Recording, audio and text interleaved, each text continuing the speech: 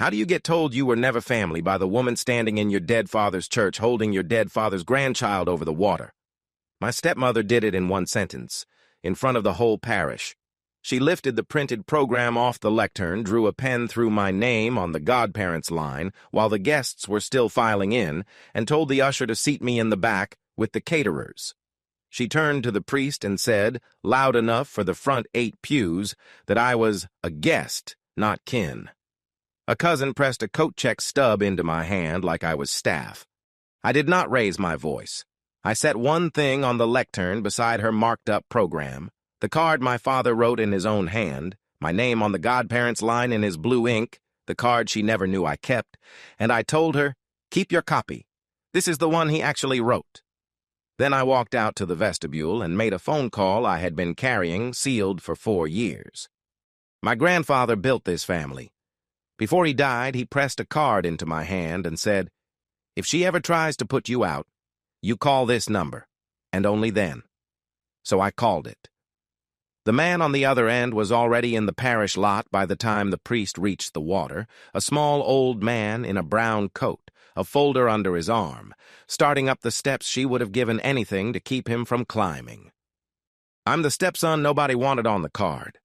This is the afternoon the room that sat me with the caterers turned around to face me. The church smelled the way it had at the funeral. Wax and cold stone and the lilies somebody kept replacing before they could brown at the edges. It was my father's church. He had been carried down that center aisle a little under a year before, and this morning was the first time I had come back through those doors. My name is Daniel Merrick. The man they had carried out of here took me in when I was 6 and made me his son, and I had walked in with his card in the inside pocket of my coat, over my heart, the way you carry a thing you do not intend to make a speech about. I had a seat I believed was mine near the front, because his own hand had written me into it. Half the faces were people I had grown up calling aunt and uncle, and most of them had stopped meeting my eyes at the funeral and had not started again.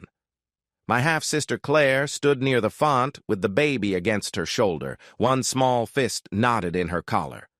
For a moment the whole thing looked like what it was supposed to be, a christening, a Sunday, a family that had buried its father and was trying to put a new name into the world anyway.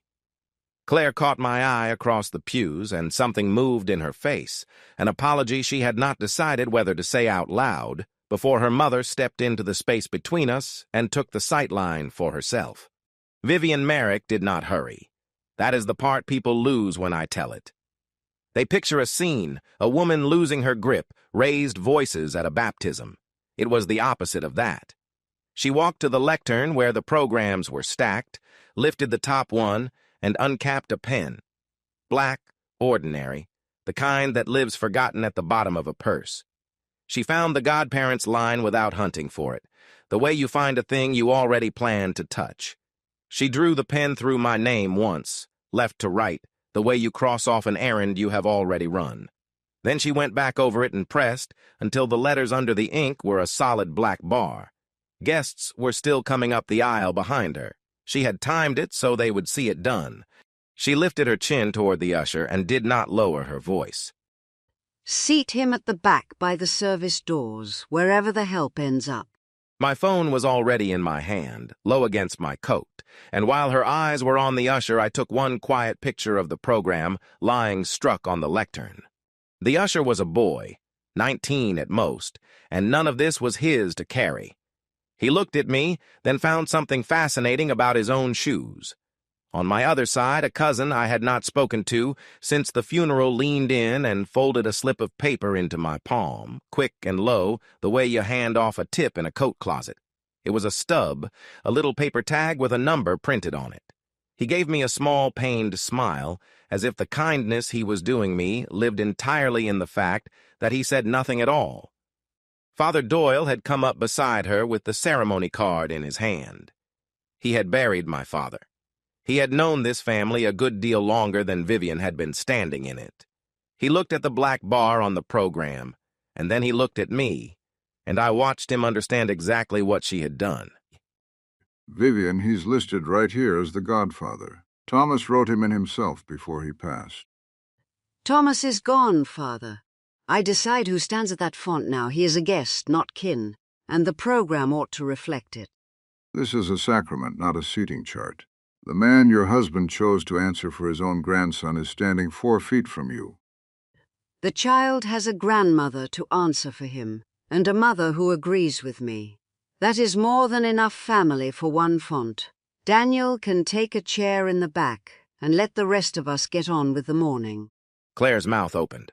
For a second, I thought she might say the thing she was clearly thinking. Mom, I didn't. I never said I wanted. Hush, sweetheart. Hold your son and let me handle it. This is exactly what I've been protecting you from. Doyle did not step toward the altar. He had spent a long career learning which fights inside a parish were worth his collar, and I watched him decide this was one of them. I won't cross out a name Thomas wrote with his own hand. I'll read the rite the way he set it down, or I won't read it at all. You will read it the way I have arranged it, Father, or you will stand up in front of this whole parish and explain why you turned a baby's christening into a quarrel. There it was, pitched to carry all the way to the back rows, which was the entire reason to say any of it there and not in a hallway. I had been called smaller things than that under this family's roof, and I had swallowed every one of them. And each time I swallowed one, she had read the swallow as permission to reach for the next. She had built the whole afternoon on that arithmetic, that I would take this one quietly too, drift to the back row, and let the day close over the top of me. Somewhere behind me, a woman in a good hat leaned to the woman beside her and did not trouble to whisper. A child was lifted onto a knee to see the water. Nobody stood up for me, and I had not come expecting anybody to. She had read me right for years. She had simply never checked whether I had walked in ready this time, because it had never once occurred to her that I might. I did not raise my voice. I reached into my coat and drew out the card. Cream stock, the corners gone soft from 4 seasons in a drawer, my father's blue ink still riding across the face of it.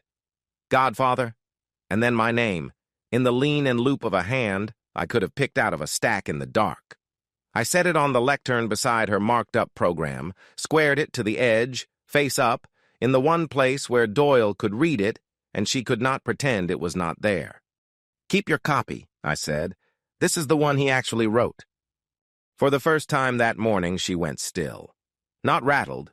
Vivian did not do rattled, but recalculating, the small pause she took when a figure came back wrong and she had to find where. She looked down at the card. She did not touch it. Doyle leaned in and read it without picking it up, the way you read something you are not certain you are allowed to touch. That's his hand. I would know Thomas's writing anywhere. It says Godfather, and it says Daniel. She did not look at the priest. She kept her eyes on me, and when she spoke it was to me alone, as if the card and the man reading it were furniture. A card isn't a claim, Daniel. "No," I said. "It's his handwriting." I nodded at the cream card between us. "You can put a pen through a printout. You'll have a harder afternoon with that one."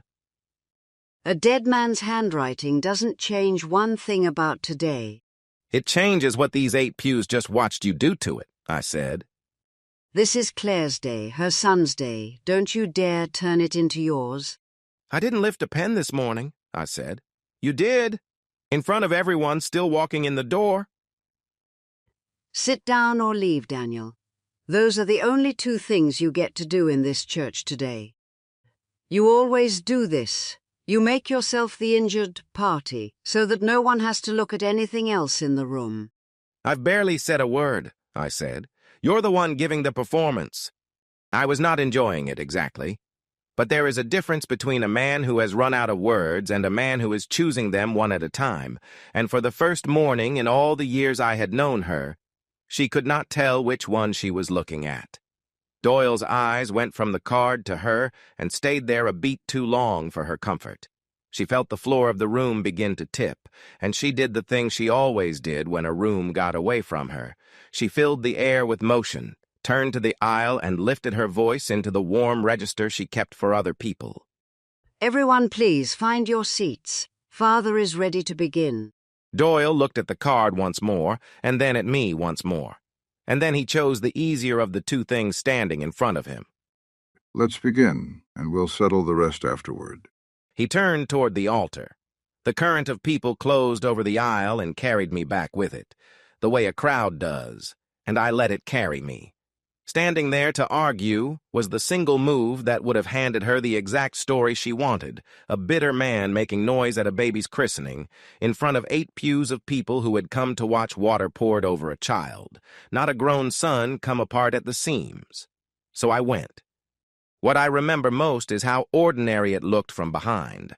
Rows of good coats and pinned-up hair, every face turned forward, nobody so much as glancing at the man being walked to the back of the church his father had built half his life around. The organ found its first low chord. Up front, a baby who would not remember a second of this began to fuss at the cold of the air near the water. For a year, I had let myself believe the way this family had stopped seeing me was only grief. That people forget how to look at you when they are working so hard not to look at a coffin. It was not grief. It was a choice. And it had come with a printed program and a capped pen waiting in a purse. Down the side aisle, past the cousin and his apologetic mouth, toward the doors. Claire shifted the baby against her shoulder and half reached for my sleeve as I passed. Daniel, please. She doesn't mean it the way it. She did not finish, because we both knew she meant it precisely the way it had sounded. I touched Claire's shoulder once so she would know the day was not hers to carry, and I kept walking, out through the double doors into the vestibule, where the cold slid in under the front doors and the noise of the church dropped to a low hum behind me. I stopped by the coat rack. There was a kind of justice in that, it being about where she'd meant to seat me anyway, and took the other card out of my wallet, not the cream one, that one I had left on the lectern to do its quiet work. This was a plain white card in a small envelope, the flap still sealed the way my grandfather had sealed it 4 years ago in his study, when he closed my hand around it and would not let go until I looked him in the eye. He had built this family out of a name nobody else in the county remembered, and near the end he had turned watchful in a way I did not understand at the time. He had watched his son marry a second time. He had watched the woman his son married learn the family the way you learn a lock, and he had said nothing to anyone but me. He told me that if she ever tried to put me out, I was to call the number inside, and only then, not before, not to argue, not to threaten, not to make myself feel better on a bad night, only when it had actually happened. For 4 years nothing had happened that met his word for it, and the card had ridden behind my license, a small sealed weight I had stopped feeling against my thumb. I felt it now. I broke the seal. Inside there was a phone number in his blocky, careful hand, and no name beside it, as though the name were something I was better off not carrying until the morning I would finally need it. Through the doors, Father Doyle's voice rose gently to welcome everyone to the celebration of a new life, the way he must have meant to from the start. I stood under a rack of strangers' coats and dialed. It rang once. It barely finished the first ring. "Stay where you are, Daniel. Don't sign anything. I'm coming." The line did not click off right away. He had told me to stay where I was and to sign nothing, and then he held on a beat longer, and I could hear him moving. A car door, wind dragging over the mouthpiece, the flat hush of a phone pressed to a shoulder while 2 hands do something else. I was standing in my father's church in the coat I had worn to bury him, with a phone against my ear and an organ warming up on the far side of the doors. "How close are you?" I said. "Close. Listen to me before you go back in. Between now and the minute I come through those doors, you do not sign one thing she sets in front of you. Not a card, not a list, not a page with a line at the bottom for your name. If she puts a pen in your hand, you lay it down on the table and you wait." "Wait for who?" I said. "She handed me a number 4 years ago. She never handed me a name to hang on it." "A man your grandfather trusted a long time before you ever had cause to. That's all of it you need, standing in a hallway with the music starting. You'll have the rest of it inside the hour." "That's thin to go on." "It's a good deal thicker than what she's holding, and she doesn't know that yet. She thinks she's the only one in that building who brought paper this morning. Let her go on thinking it, right up until I'm through the door." I left his card on the lectern. I said. My father's writing, on the line where she crossed me off her program. Then let it lie. Don't take it back now. Don't hold it up. Don't explain it to anybody who leans in to ask. Let it sit there where she has to stand next to it all morning. That program she marked, is it still up where the room can see it? It is, and I already have a picture of it, I said. I took it before I set the card down, the line, the pen, and the time the phone stamped into the corner. There was a small silence on his end that I would come to learn was the closest thing Walter Albright had to applause. Then you're a step ahead of me already. Send it to this number. Leave the paper where she put it, and get yourself to the doors. And then what? And then you let a room that's spent a year, looking straight through, you get one good look at what it's been missing. Stay by the doors, Daniel. The call went to that small live quiet of a line a man hasn't quite let go of, and then to nothing. The photograph was one frame, close and fast, snapped in the second she turned to the usher before I ever stepped up to lay my own card beside it. Her marked-up program, face up where she'd left it. The Godparents line. The black bar she had pressed over my name until the letters underneath gave up. And down in the corner, in small white numbers I had not chosen and could not move, the hour and the minute we were all standing in. That was the part I had wanted. Not the strike with a clock sitting on top of it. I had left the program itself lying up there for the whole parish to file past. Carrying it off would have made it a thing I had to explain. Leaving it made it a thing she had to answer for. What I took was the picture, and a picture has a time on it. And a time is not something you can run a pen through. I attached it to the number I had just called and sent it, and the bar crawled across the top of the screen and filled. And out on the walk, a small man in a brown coat felt his pocket buzz against his hip and had her own hands work in his palm before he reached the door. A man does not send a picture like that in the heat of a bad minute. He sends it because he has stood in that minute before, in his head, more times than he'd admit. I had. The flat voice I kept at that lectern was not patience, and it was not manners. It was rehearsal. People who meet me now take it for granted that I married into the Merricks, or worked for them once, or came up through some side door of the family nobody names at dinner. None of it is true. I carry the name because a man sat down and decided on purpose that I would. His name was Thomas Merrick. My mother had been his first wife, and when she died the winter I turned 6, he did not hand me back to her people and call it a mercy. He adopted me, a courtroom, a judge, a decree with a raised seal pressed into one corner 35 years ago. And when it was done, my name was Merrick in every book a county keeps. Not like a son. A son, in the one hand, a state will put its weight behind. For 35 years that name had held without my ever once having to hold it up. No one had made me prove it, because until this year, no one had stood in a doorway and told me it wasn't mine. The house he raised me in had a corkboard by the kitchen door.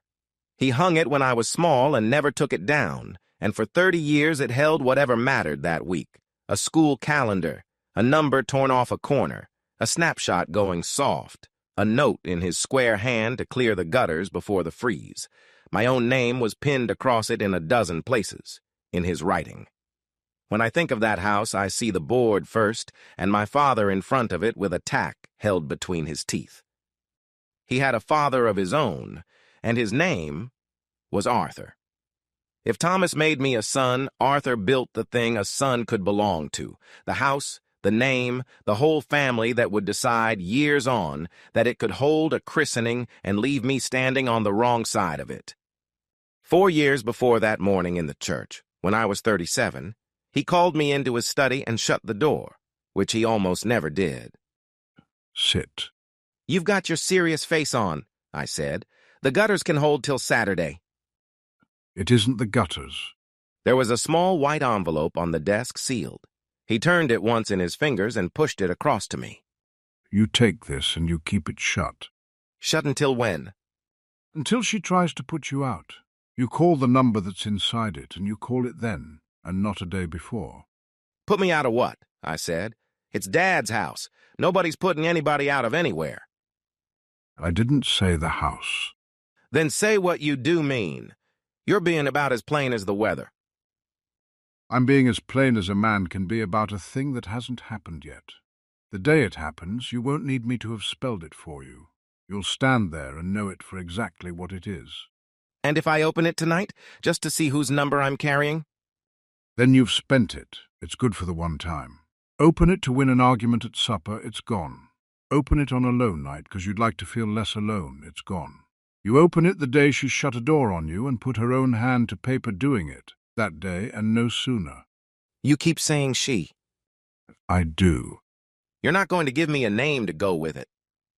You've had the name for years. You just haven't let yourself say it out loud. You've watched her the same as I have, the way she counts the rooms when she thinks the house is empty.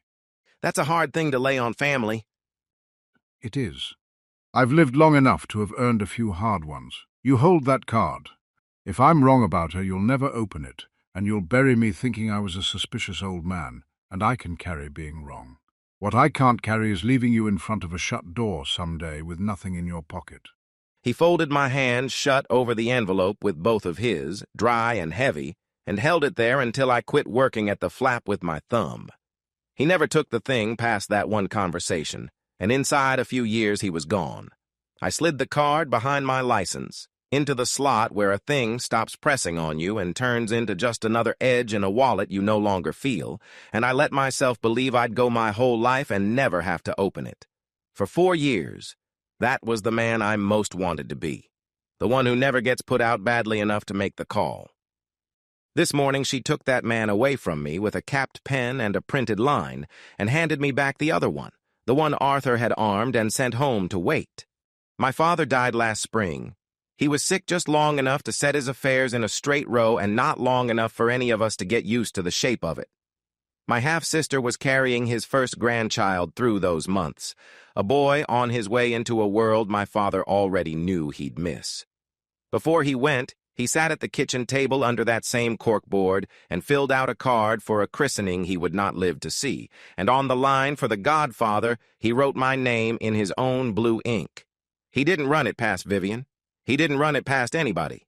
He wrote it the way he wrote everything, as if it had been settled a long way back, because to him, it had.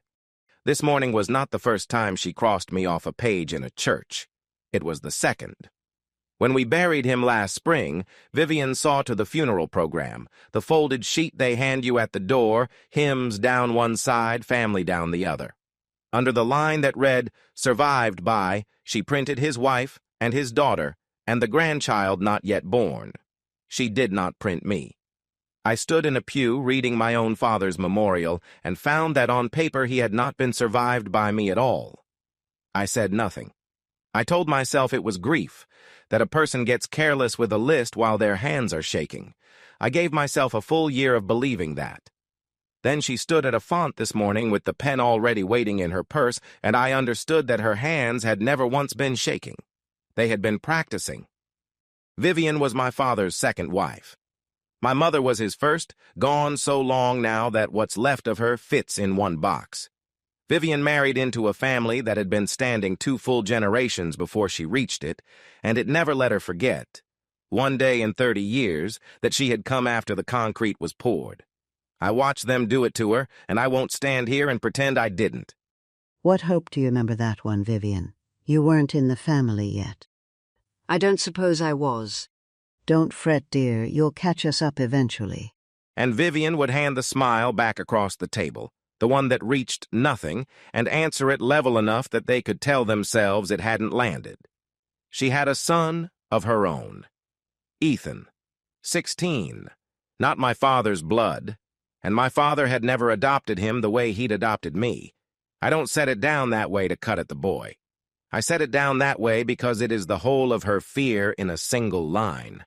30 years handled like a guest in the house where she slept had taught her to expect the blade, and somewhere across the last of those years she had decided it was already turning toward her boy.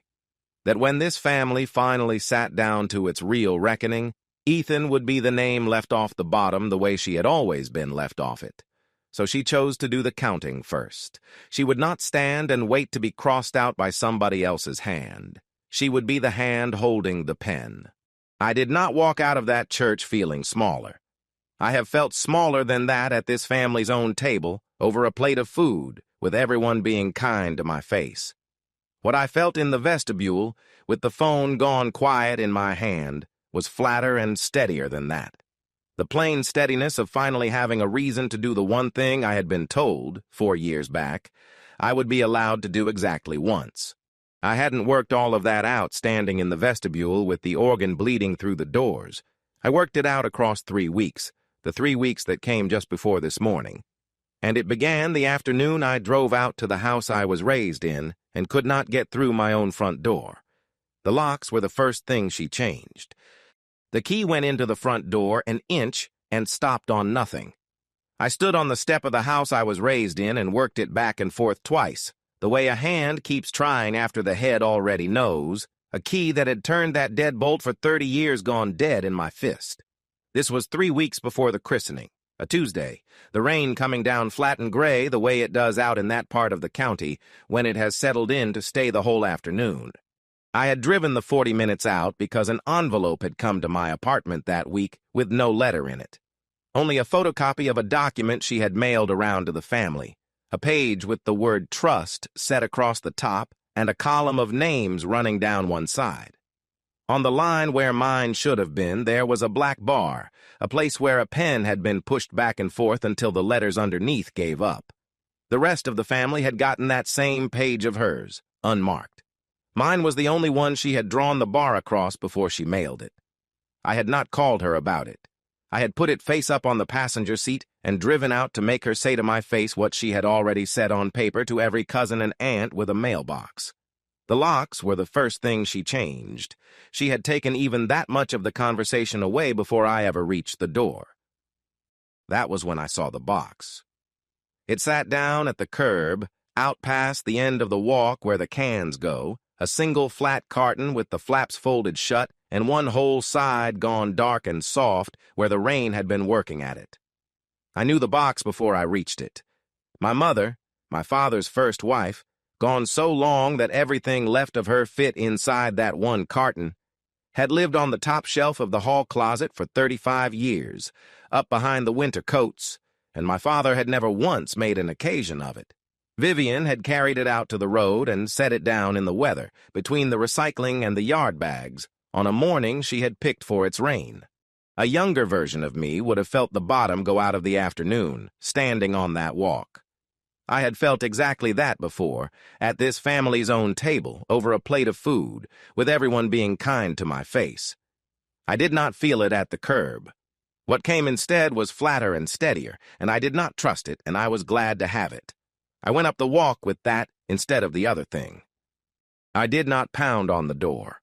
I knocked once, flat, with the side of my fist, and the front door came open the width of a chain. She stood back from the gap in a gray cardigan, dry, unhurried, a woman who had heard a car come up the drive and taken her time about answering it. I thought that might be you. You always did drive too fast when something got to you. I could hear it from the kitchen. The locks are new, I said. They are. All of them, or just this one? All of them. It seemed cleaner to do it in one afternoon than to leave a door here and there that still knew you. It's my house now, Daniel. I would rather you heard that from me on the step than off a letter, with a stamp on it, so there it is, from me. That key in your hand doesn't open anything on this street. Put it in writing, I said. You'll want it in writing.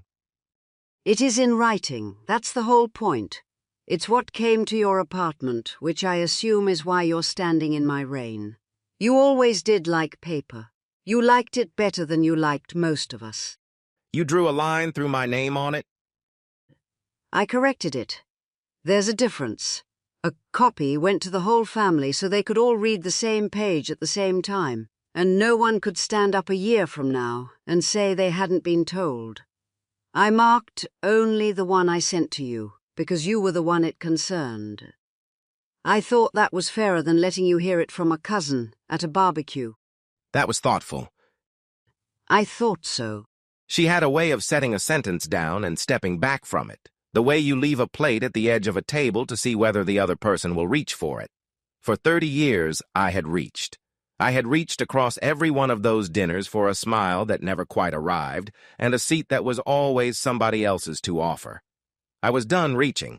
I let the plate sit where she had put it. I looked back down the walk at the carton going soft at the curb and then at her. "That's my mother's," I said.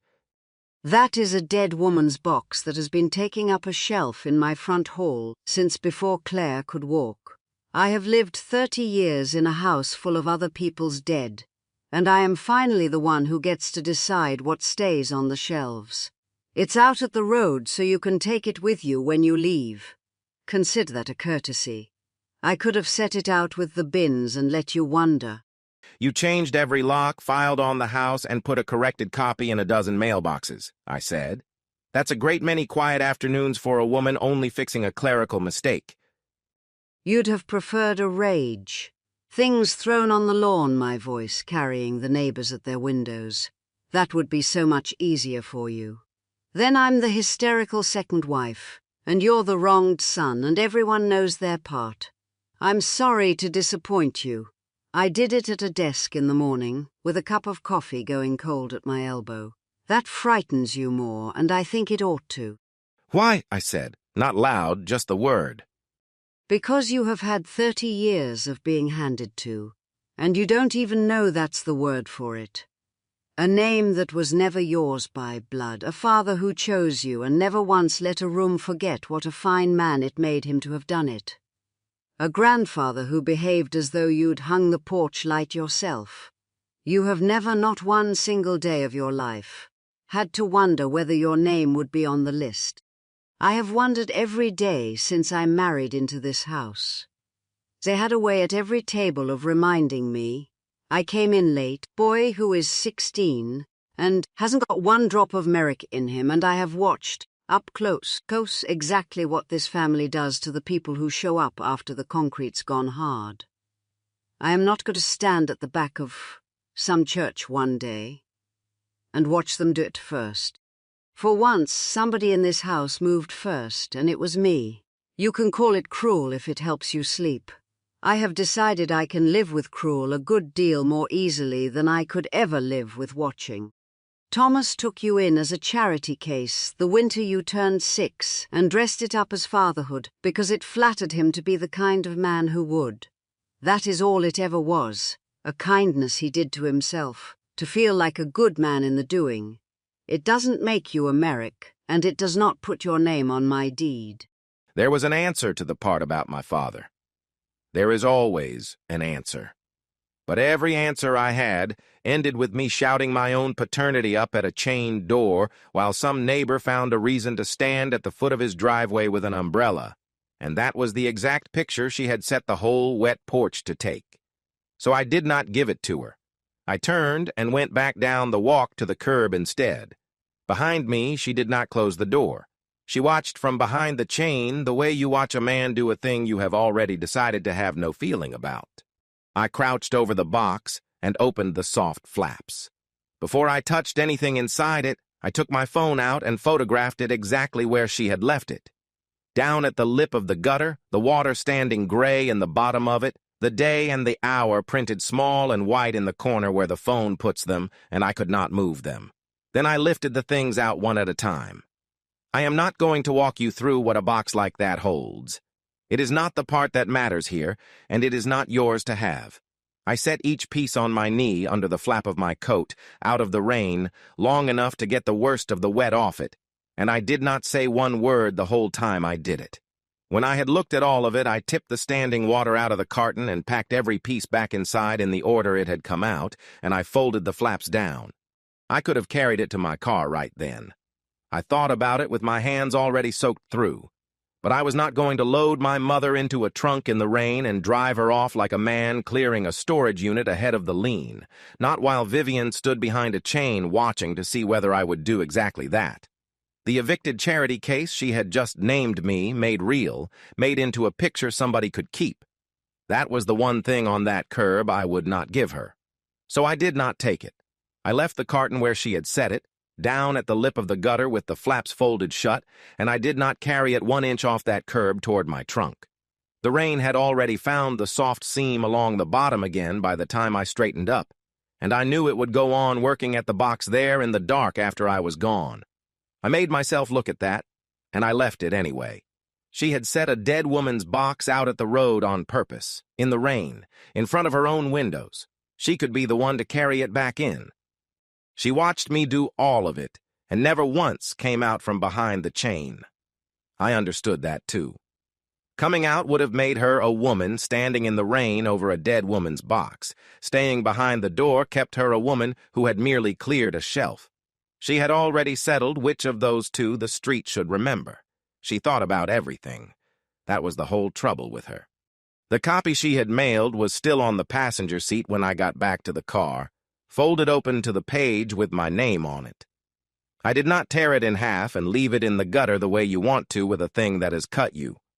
I laid it flat in the glove box, the struck-through copy she had put into a dozen mailboxes, shut it in there, and kept it. It was the first piece of paper I decided to keep. It would not be the last. None of it had been done in a temper. The locks were changed, the filing was made, and the copies were sealed and stamped before I ever turned onto her street. There was a date on that filing, printed small in a corner, and sitting there with the wipers off and the rain closing over the windshield, I read it twice. The date mattered more than any word typed above it. A woman does not put a man's mother out with the recycling on a whim. She books the locksmith. She picks the morning. She waits for weather like this one, and then she sets the box down at the exact spot where a son will have to kneel in the gutter to gather it, in her own sightline. She had chosen every inch of it weeks before anyone lit a candle in that church, and the choosing was the colder thing. Colder than the rain. This was not a woman who had lost her grip on a bad afternoon. This was the middle of something she had begun weeks back, at a desk, with a pen, unhurried, the way you lay a table before anyone has arrived. I looked one more time at the line through my name before I put the car in gear. It was not a careless line. Someone had drawn it left to right, deliberately, and then gone back over it a second time and pressed down hard, past the point where the name was already gone. The way you cross a thing out when crossing it out once is not enough, when you need the paper itself to feel it. The water part of it did not take long. Father Doyle read the Godparents line the way it had been handed up to him, and the name he read was not mine. And when he came to the place where a second name should have sat, he stopped for the length of one breath, looked once at the blank the pen had left, and went on without it.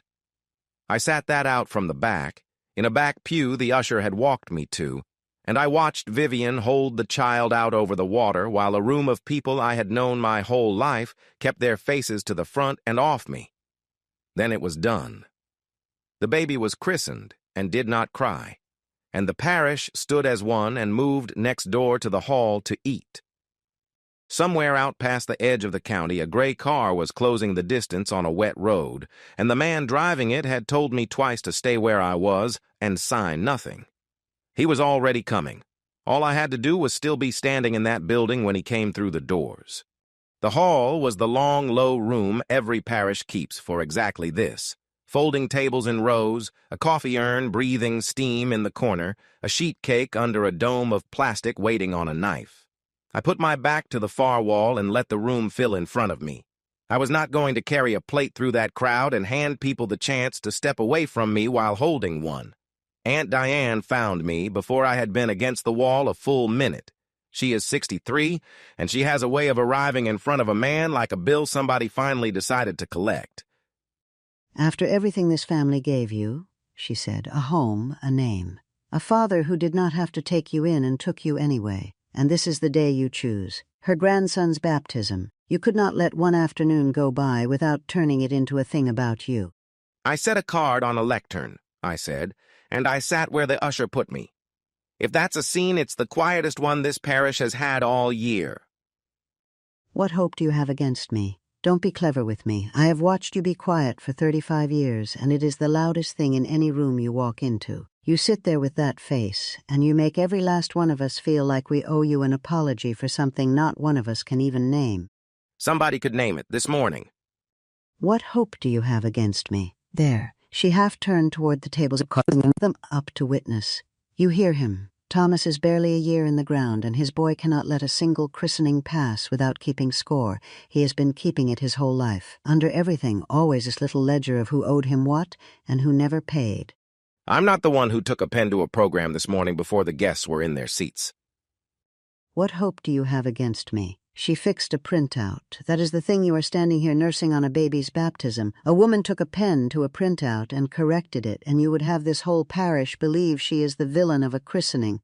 I'd have them believe what they'd have seen if a single one of them had come early enough to watch her do it.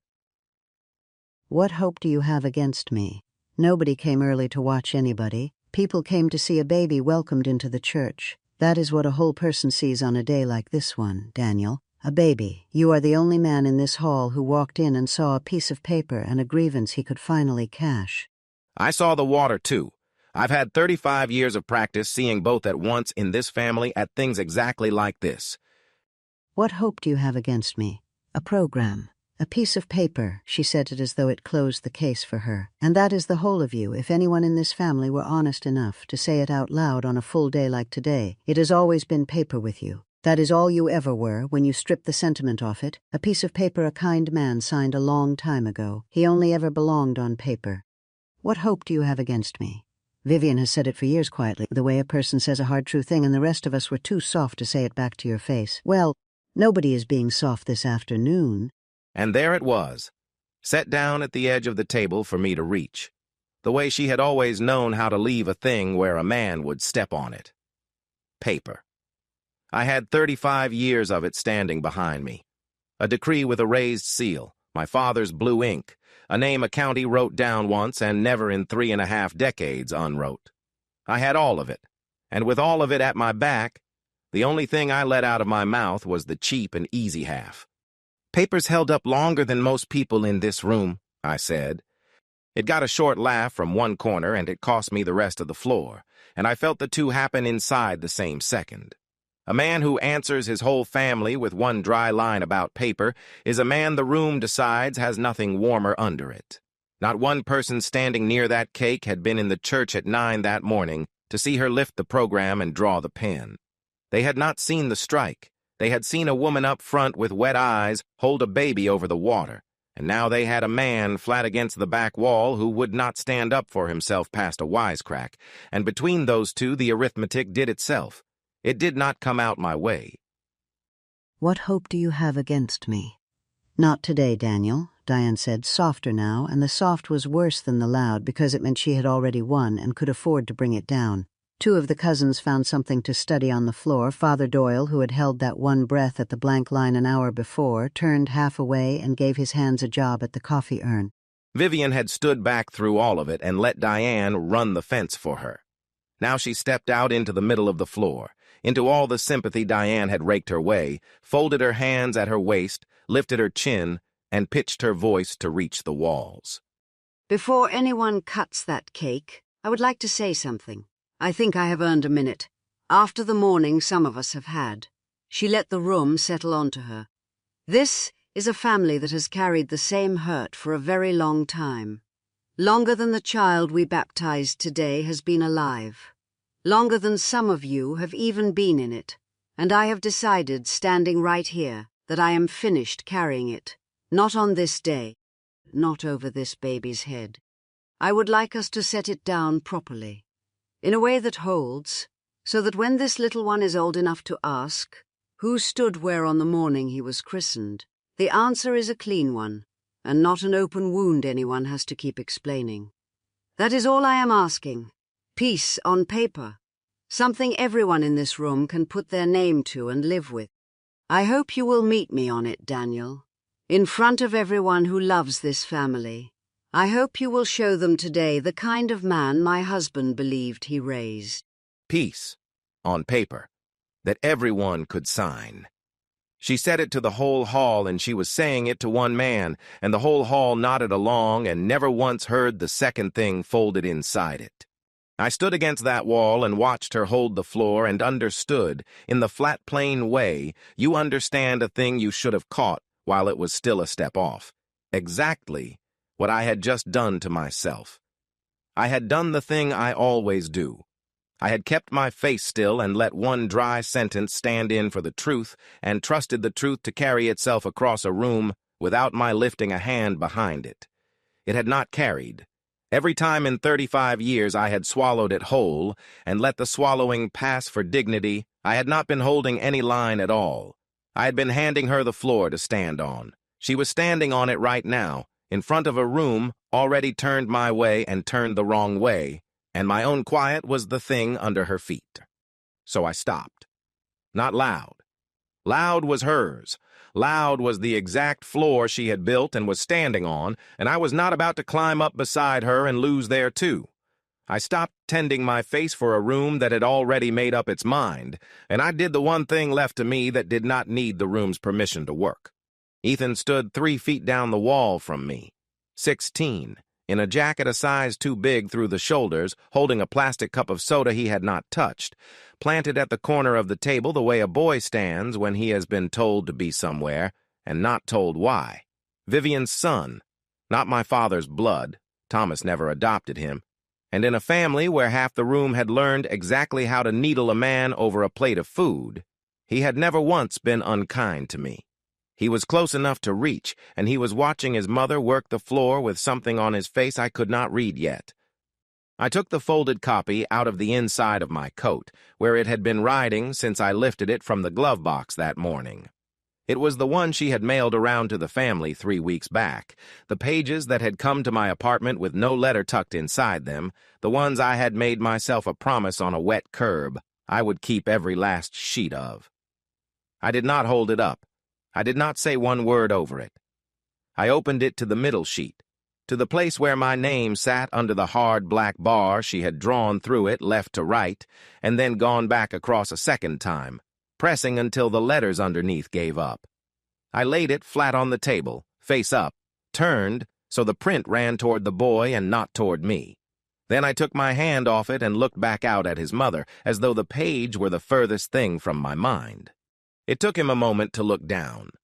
When he did, I watched him find the line and read it, my name, and the black run of ink laid over it hard enough to bury what was under. He is 16. He is old enough to know what a name looks like when a person has taken a pen to it on purpose.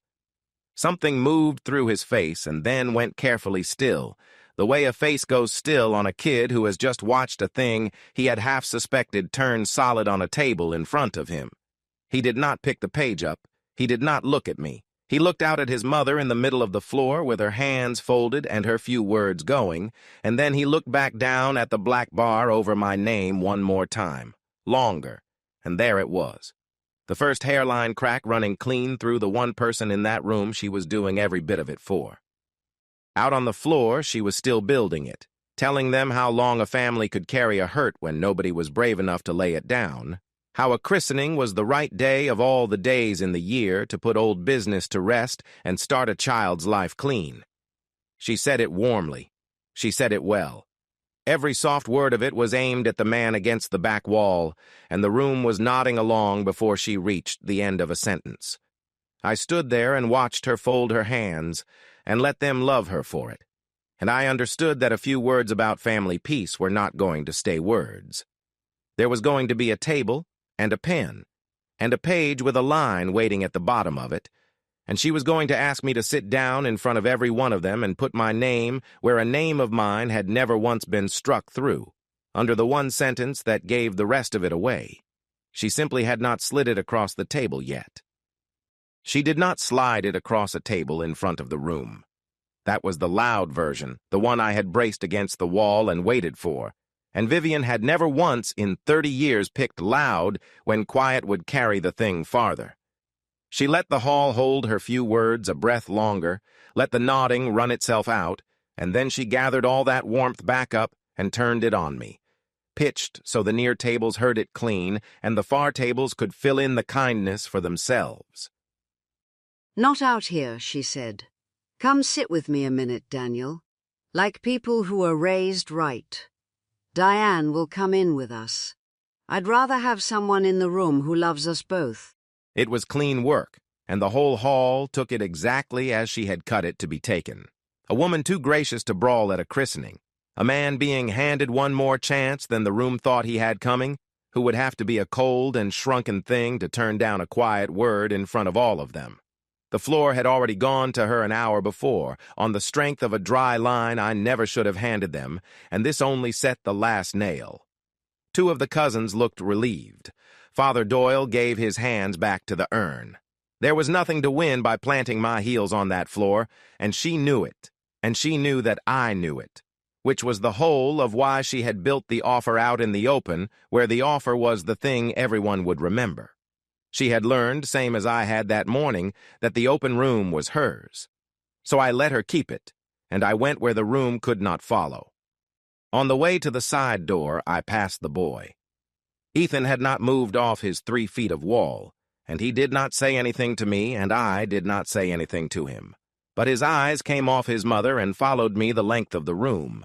And there was a question sitting behind them now that had not been there an hour before, and I let it sit.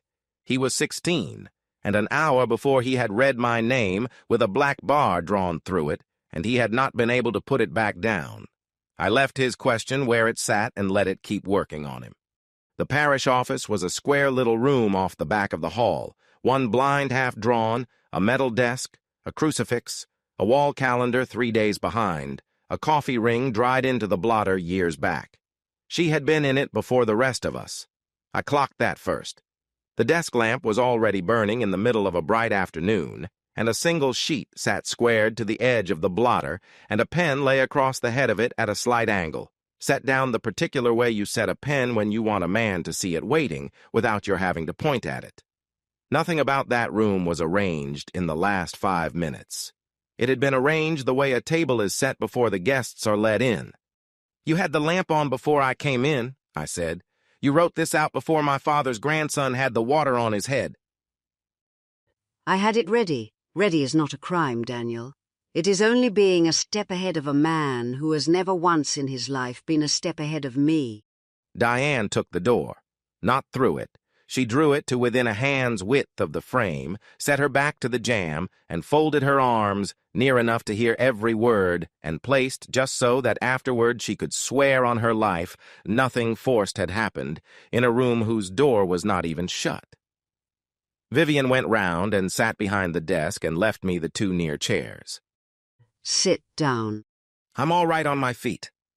Suit yourself. You always did like to make a person crane up at you and call it humility.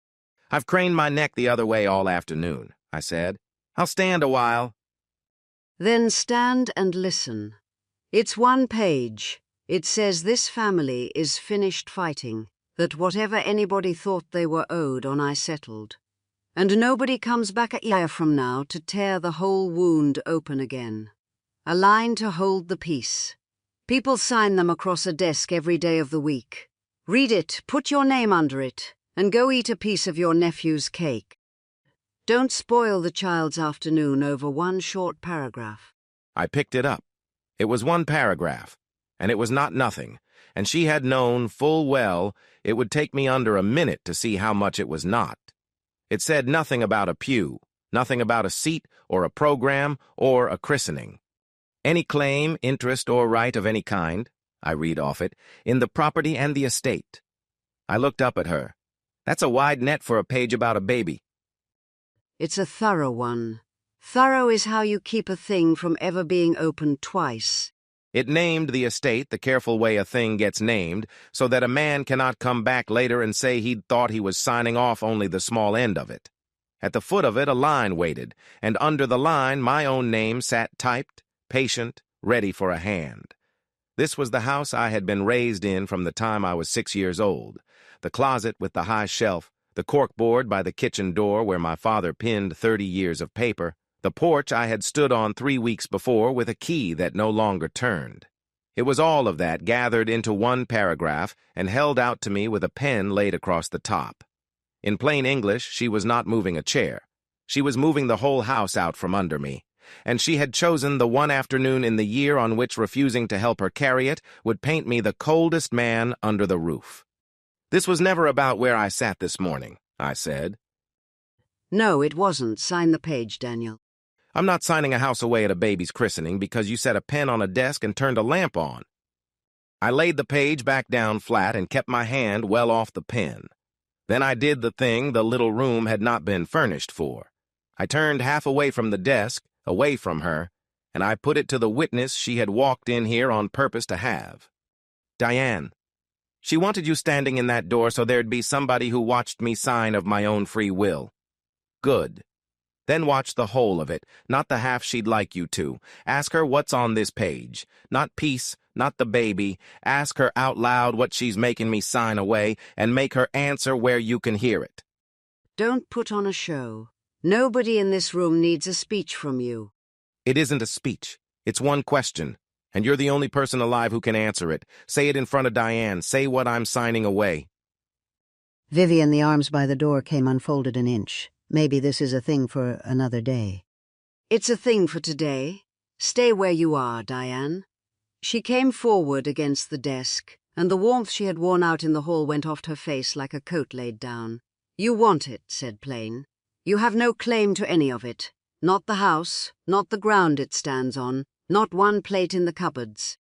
It is mine, every last board of it, and this page is me being generous enough to let you set that down in your own hand, at a desk, instead of hearing it read to you by a judge. That is what you'd be signing. Nothing in the world but the truth of it. It came down into that small, bright room, and it did not land the way she'd thrown it. Diane had followed a woman in here who was keeping the peace over a baptism. She had just heard that same woman lean across a desk and call a whole house hers down to the boards, in the flat, certain voice of a person reciting something long decided and gone over more than once. Her arms stayed down at her sides now. Her eyes moved, once to the page, once to Vivian, and for the first time in the whole long afternoon, they did not swing over to me hunting for the thing to lay it on. She had come in to witness a kindness. She had watched a woman put a claim on the record instead, and she had heard every word of it, and she knew that she had. I reached into my coat and took out the card. Not the copy she had mailed the family. The other one, the one I had gone up and taken back off the lectern as the church emptied for the hall, once the rite was read, and it had done its quiet morning's work standing beside her. The cream one my father had filled in by his own hand the last spring he was alive. My name set on the line in his blue ink, the letters whole. No pen ever run through them. I laid it on the blotter beside her one-typed paragraph, face up, turned so she could read it from her side, and I took my hand back off it. You've put a lot of ink on paper this month, I said. You wrote yourself onto the house. You wrote me off the copy you mailed to a dozen mailboxes. You wrote this one today before the water was even dry. I set one finger on the blotter beside the card, not touching it. You didn't write that one? Her eyes went to it and held, and I watched her want it the exact way I'd known she would.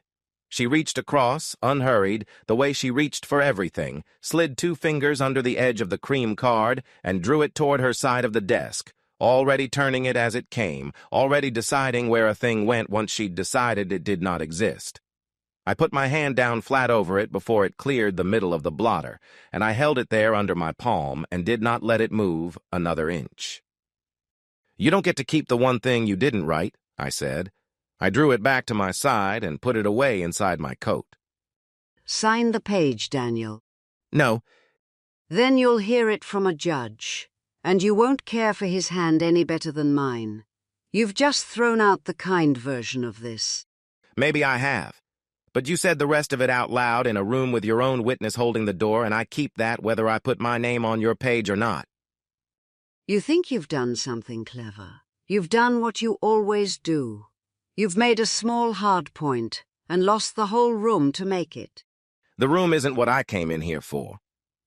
What I had come in for was sitting in the room now, and it was not on the page, and it did not need a pen. Diane had heard her say it. The house, all of it, hers. In her own mouth, in her own voice, with the door held open by the very woman she'd brought along to keep the afternoon clean. I could not have paid Vivian to say that sentence out at the tables. She had said it here, where she thought the walls were on her side, to the one person who had spent the whole day being on her side and had just very quietly stopped being sure of it. I had walked in holding the one thing worth holding, and I was walking out still holding it, and with that too, and her page could sit unsigned on the blotter until the lamp she'd left burning went cold. Something crossed her face then, and got folded away almost before it arrived, but I caught the edge of it leaving. She had walked me in here to come back out with my name on her line, and instead, she'd pushed a thing across a desk she could not reach back and unsay in front of the one person she had picked herself to make it count. She squared the waiver back to the edge of the blotter and capped her pen, taking her time, buying the seconds. And it was in that squaring that I finally saw the thing I had been half a step behind since the morning. Up at the head of the page, where she'd struck one printed word out and set her own correction over it in her own hand, the ink lay a certain way, drawn once, left to right, then gone back across a second time and pressed down hard, until whatever had been under it was gone for good. I had seen that line before. I had it folded in my coat that minute, drawn dead straight through my own name on the copy she'd mailed the family 3 weeks back, the same black pen, the same unhurried hand, a hand that lays the identical line on 2 different sheets on 2 different days, is not a hand that lost its head one afternoon and grabbed the nearest pen. The mailed copy was in my coat. The morning's program was still out on the cake table where she'd set it down when she carried it in from the church. It was time the 3 of them met under one light. I did not walk back out the way the room could watch me come. There was a short passage behind the parish office that ran past the cloakroom to a fire door, and I took it.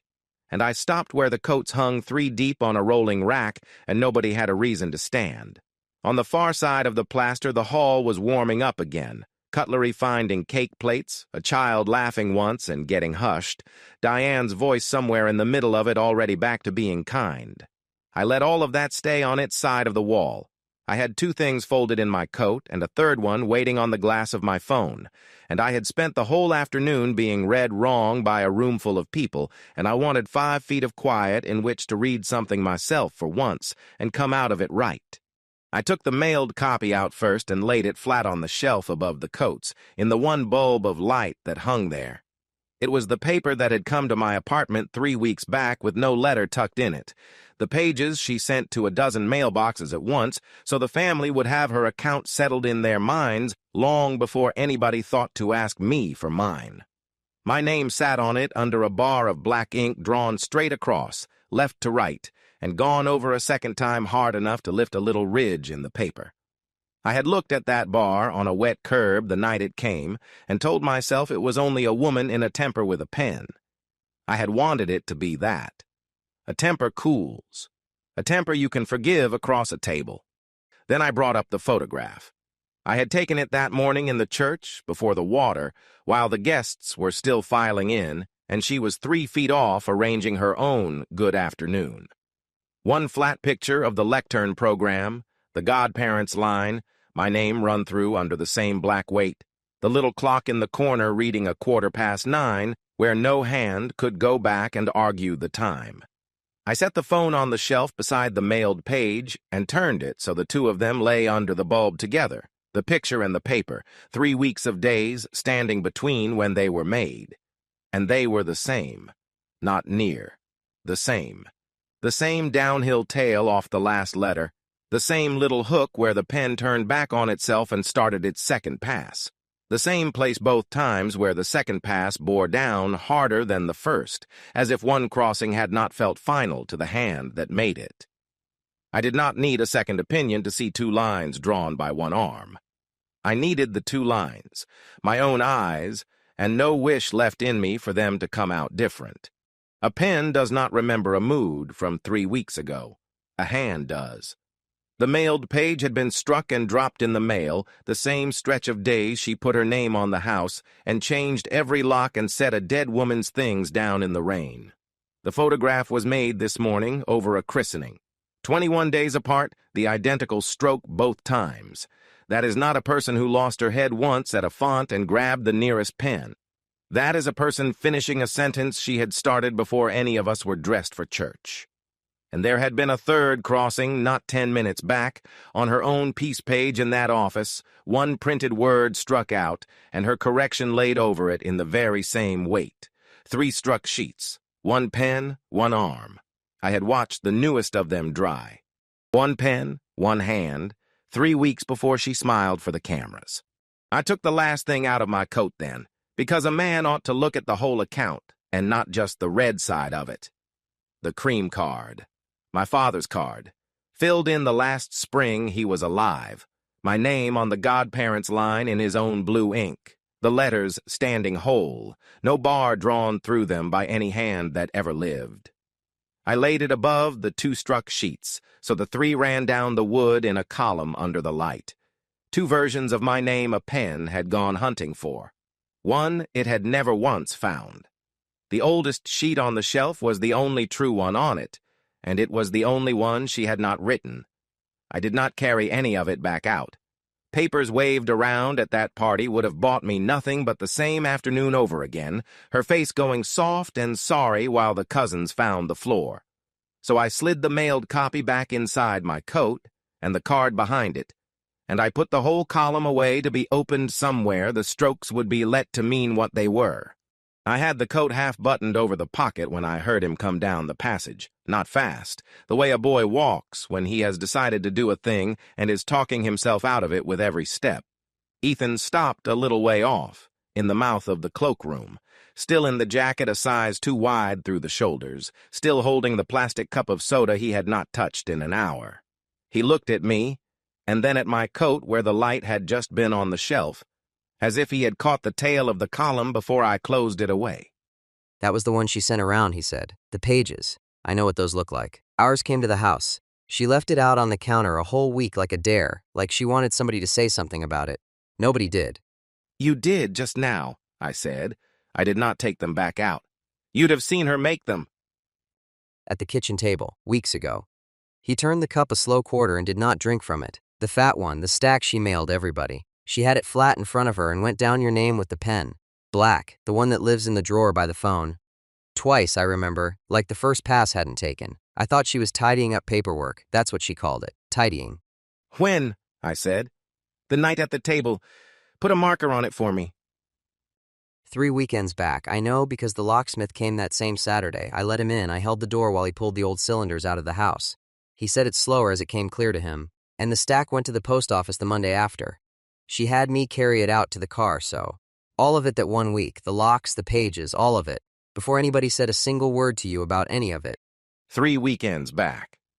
The locks and the mailing and the strokes, 1 week, 3 weeks before a christening, laid down by a boy who had held the door and carried the stack and never once been told what he was helping her build. He had just set a date onto the thing my 2 strokes and a clock could only point at. The paper in my coat had told me the same hand did it twice. The boy had told me the week she did it, and that she had already made herself a witness, whether she meant to keep one or not, and the witness was standing in a cloakroom handing it across to me for free. I handed her the one she crossed your name off of, he said lower. I didn't know that's what it was for, but I passed it to her across the table. You passed a woman a piece of paper? I said. That isn't the same as holding the pen. Feels close enough from where I'm standing. He looked at the shelf, at the empty bulb of light where the column had been. She keeps saying it's all for me. That's the part I can't get down, every single time. Whatever she does, before I've even opened my mouth, it turns out she did it for me, so I'm not supposed to have anything to say back. She changed the locks and told me it was so I'd finally have a room in a house that was really mine. Like I'd been begging her for a room. Were you? I've had the same since I was 6. He set his shoulders against the coat rack, and it rolled an inch and he steadied it, and the soda jumped and settled. It's all like that, though. She'll do a thing to somebody and then hand me the reason for it like it's a present with my name on it. The program this morning, afterwards she told me she'd only fixed it so my afternoon wouldn't get spoiled. Mine. Like your name getting drawn through was some favor she was doing me. And you sat there and held your cup, I said. Not hard, just true. I sat there and held my cup. He looked at it like he was surprised to still find it in his hand. Same as you stood against that wall and let her run the whole floor. I watched you do it. I kept waiting for you to blow up and you never did, and I figured either you were beat or you had a reason. I've been trying to work out which one it is all afternoon. Maybe I had a reason, I said. It isn't the kind you say out loud in a cloakroom. He took that and turned it over and did not push at it, and I gave him nothing more to turn. Whatever was coming through those doors was going to explain itself when it got here. It didn't need me explaining it to a 16-year-old holding a warm soda. She'll come at me just for talking to you. He said it flat, a fact he'd already priced. By the time we're back at the car, she'll have a whole story built. How you got to me, how you turned me against my own mother at a baby's christening. Probably, I said. She's been telling one about me my whole life, and half this parish takes it for the weather. That's her floor, not yours. You keep what you saw at that kitchen table, and no story she tells in a car changes the pen. The pen, he said quiet, trying the way to the word. The pen, I said. You saw what you saw. Hold on to that one thing and you come out of this fine. Whatever she decides happened back here. I never asked her for a house.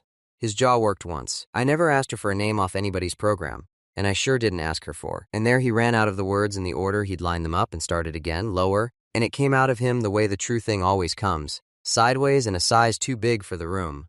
I didn't ask her to throw your mom's things out. The passage went very still around that sentence. He had not meant to walk all the way up to it.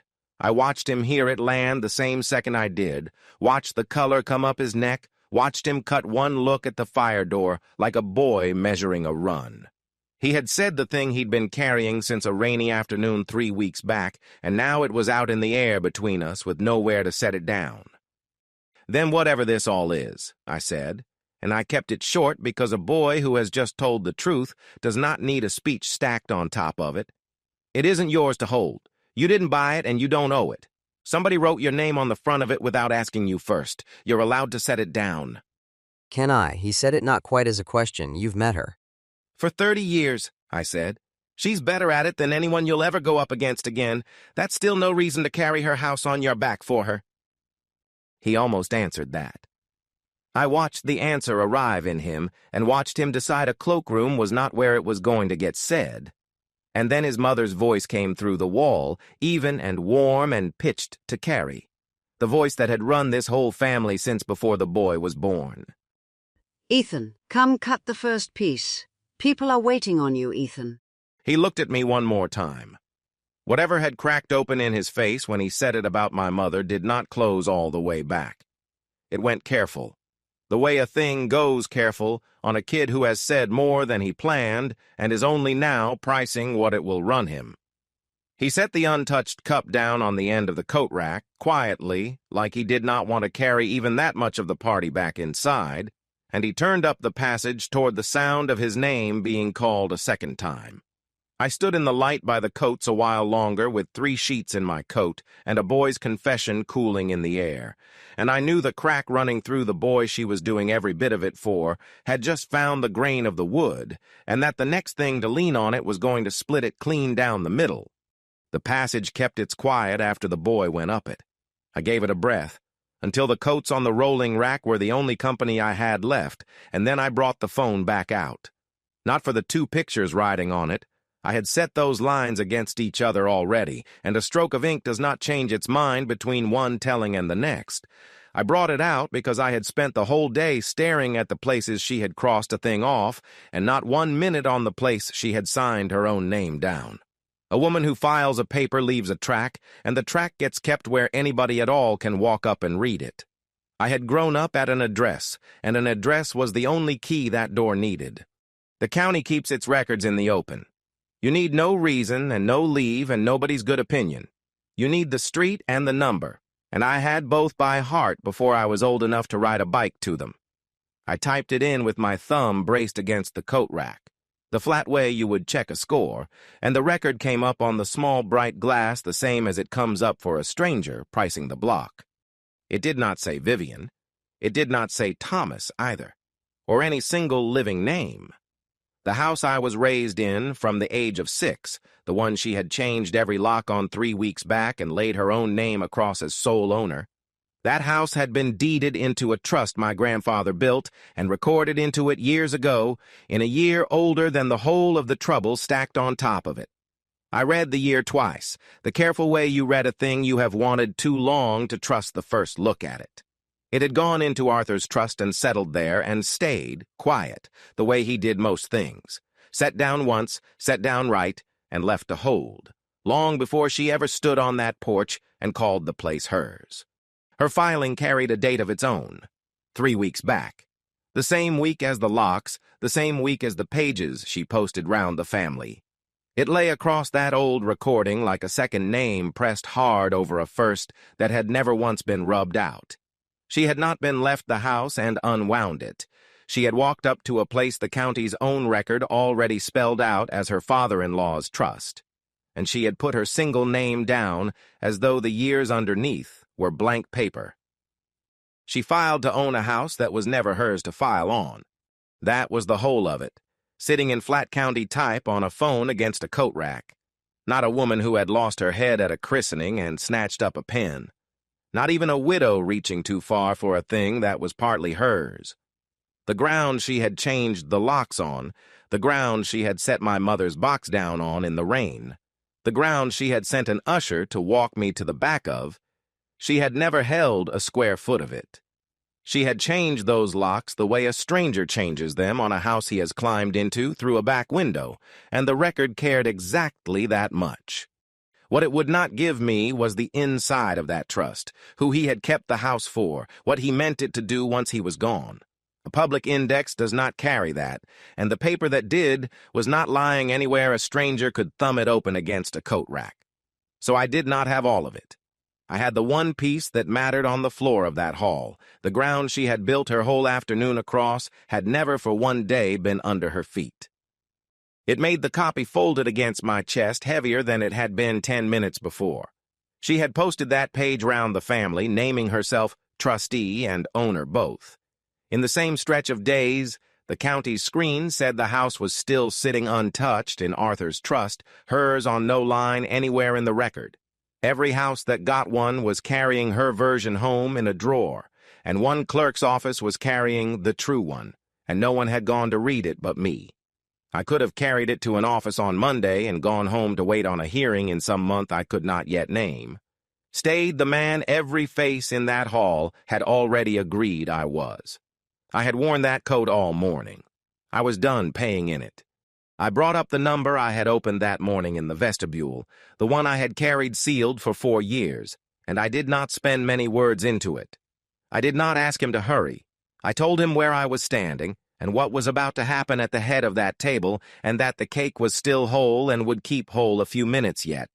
That the minute he came through those doors would be one I had chosen for him, not one he had to run to catch. I asked only how near he had got. The word he gave me back was near. I put the phone away against the papers in my coat and turned toward the sound of my own family enjoying itself.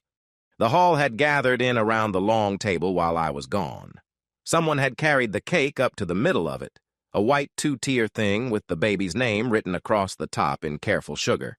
And the cousins had drawn in close, the way people draw toward the part of an afternoon that photographs well. Claire stood off the end with the child asleep against her shoulder, more worn than glad. Diane held a plate she was not eating from. Ethan stood a half step off his mother's elbow where she had set him, holding nothing now, his eyes running between the cake and the door and me.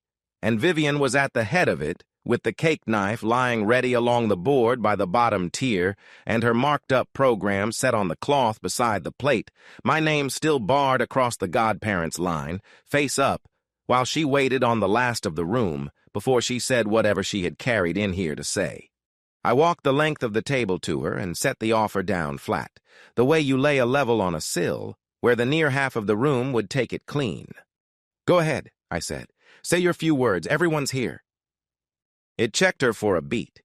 She had built the day to close with me bent over a page in a shut-back room. Quiet, one witness, no floor to lose.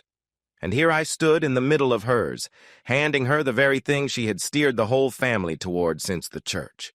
She turned the offer once in her hands, looking for the catch a gift like that had to have. "Look who's come up from the coats." She let it go warm and easy, out past me for the cousins. "I had half made up my mind you meant to spend the rest of my grandson's christening back there among the umbrellas. Sulking." "I came up to hear you," I said. You've been carrying a word about family in your mouth since the water went on that baby's head. Say it. The room won't be fuller than it is right now. You're in a strange humor for a man who would not sit down an hour ago. She brought it lower for me, the warmth still up on the front of it for everyone else. In that office, you would not put your hand within a foot of a pen. Now you cannot hand me the floor fast enough. That is not you, Daniel. In 30 years, I have never once known you to give away the last word to anybody who wanted it. Maybe I've had enough of walls. You have never in your life had enough of walls. Walls are the whole of what you do. Her eyes held on me over the warmth. What did you go and find out there with that telephone against your ear? Nothing you'd care to have read out at a party, I said. You always did love a secret. She let it drop lower still, for me alone. The page is still on the desk in that office, Daniel. 10 seconds and your name under it, and I would say that name in the same breath as the families, in front of every one of them. Nobody would ever seat you at the back of anything again. That would end all of this cleaner than any speech of mine. Leave the page where it is, I said. Say your few words. You think you've got something. She was reading my face now, quiet under the party noise. You get a certain set to your jaw when you believe you're holding a thing nobody else has seen. I have watched it come up in you for 30 years, and every single time it has come to nothing. Then this'll be like all the other times, I said. Go on, say your words. And what did my son find to say to you, back in the coats? It came out lighter than the rest, but it was the one she had been carrying up under all the others. You had a good while alone with him. He came back to me with a face I did not send him off with. Ask him, I said. He's standing right at your elbow. Her eyes went to the boy for half a breath and came back to me, and she chose not to spend that question on him in front of the room. What hope do you have against me? Let her speak, for the love of everything. Diane came half a step in, the plate forgotten on her fingers, pitching it out to the room more than at me. It is her daughter's baby and her afternoon, and she has held her tongue through more this day than 1 in 10 of us would have. Give the woman 5 minutes without you standing over the top of them. I'm not standing over anything, I said. I'm asking her to say it out loud, in front of all of you, instead of across a desk with the door pulled to. That's the opposite of standing over it. What hope do you have against me? It is the same thing dressed up for company, and you know it. She came sharper now. You want her up there saying the word peace into a room you have worked on all she says lands crooked. So they've watched you a long time, Daniel. It is quiet work. I know it when I see it. Then you'll have no trouble watching a few minutes more, I said. Let her talk. You will stand there and be quiet while I do. The warmth thinned along its edge, just for the two of us, before it filled back in. I have been more than patient with you today. Do not go looking for the end of it in front of my daughter's child. I'll be quiet as a wall, I said. Say your words. A cousin near the cake put in that it was about time somebody let Vivian have her say. 2 others made the low, agreeing sound a room makes when it has already chosen a side and only wants to be told it chose right. That was the sound she had built the whole day to stand inside of, and she gathered it up now the way she gathered everything. You see what he does. She turned it outward at last, wide and warm, wearing the patience like her good coat, and the cousins leaned into it. He finds himself a little corner to be wounded in, and he stands in it, and he waits for one of us to be short with him, so that whatever gets said next, he is the injured party, and I am the hard woman who was cruel at a font. I will not be drawn into it. Not on this day. Not over this child. She let the warmth open to take the whole table in. But I will say what I came here to say, and gladly, because there is not one ugly word in it, whatever he would like you all to brace for. Come in. Come in close, all of you. Claire, bring the little one up where people can see him. He's only just gone down, Mom. Let him sleep. A minute will not wake him. Let them see him. And that was the thing I had come the length of the table to buy. Not one witness and a capped pen behind a shut door, but Diane's voice out loud, and the cousins leaning in, and the whole warm room bending itself toward the woman at the head of the table, in front of every face that had watched an usher walk me to the back of a church. She turned to them and lifted her chin and began to draw them in with her voice, and the near tables hushed, and the cake stood white under the good light with the ribboned knife laid ready along the board, and the barred program lay on the cloth telling the truth to nobody at all. I stepped back off the head of the table and left her the floor. The whole floor she had wanted since 9 that morning, handed to her clean by the one man who was not supposed to hand her anything. I went back down the side of the hall to the tall windows that gave onto the parish lot, and while my family leaned toward her the way a room of plants leans toward a lamp, I put my eyes through the glass on the flat gray strip of empty curb. In a minute she was going to stand over a christening cake with a knife in her hand and tell that room she was the last true Merrick left holding the line, and I needed her to. I needed every word of it in her own mouth, out loud, in front of every soul who had kept a face to the front all morning while I sat at the back, because the man I had called from the vestibule had said near, and in a whole life I had never once heard him spend a word he did not own outright. The curb past the glass was not going to stay empty. He would be here before the cake was cut. She had the room, the way she always got it, and she was in no hurry to hand it back. I stood at the tall windows with the parish lot going gray behind the glass and let her build it. I did not need to listen for the words. I had them already, out by the coats, and they were not going to change their weight between her mouth and the cake. A room makes a sound when it settles its whole weight onto a thing it has decided to believe. Low and long, like a house easing down onto its foundations in the cold. I heard it come, and I kept my face to the glass. The curb past my shoulder stayed bare. The gray behind it got no lighter. The long hand of the clock on the far wall ticked one notch nearer the top of the hour, and I stood and watched it go and worked the arithmetic no differently than she was working hers. She meant to cut the cake at the end of it. I had understood that much from the moment she carried the knife up to the head of the table. Not to feed anybody, to put a blade through a christening cake with the child's name spelled across it in sugar, while the room was still warm off her voice, so that whatever a lawyer read aloud in some month I could not yet name, 40 people would carry a different picture home.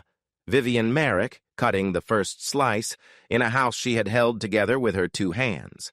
A picture beats a page at a party, and every sentence she laid down was one more minute the curb stayed empty, and I had a phone in my coat and a man on the far end of it who had said one word to me near, and I had lived long enough to know that near is not here. Then the boy left her side. He had stood a half step off her elbow the whole speech, where she'd set him, holding nothing now, and midway through her speech he stepped back off the head of the table and crossed the open middle of that hall to where I was, in front of all of them, the way you cross a street you were told your whole life to keep off of. One cousin's head turned, then a second. Her voice did not break, but something under it caught for the length of a breath and let go, and I understood she had read the boy leaving in the turning of their heads before she let herself turn and see it. She kept talking. It cost her something, and she paid it, and she did not look at him a second time. I have to tell you something, he said, low close, not turning back to her. I should have said it in the cloakroom, and I didn't have the nerve. You've got it now, I said. The box. Your mom's things, the ones she set out on the curb. He kept it under her voice, pitched for me, and nobody passed me. They're not gone. The rain got some of it the first night before I could get down there, but they're not gone.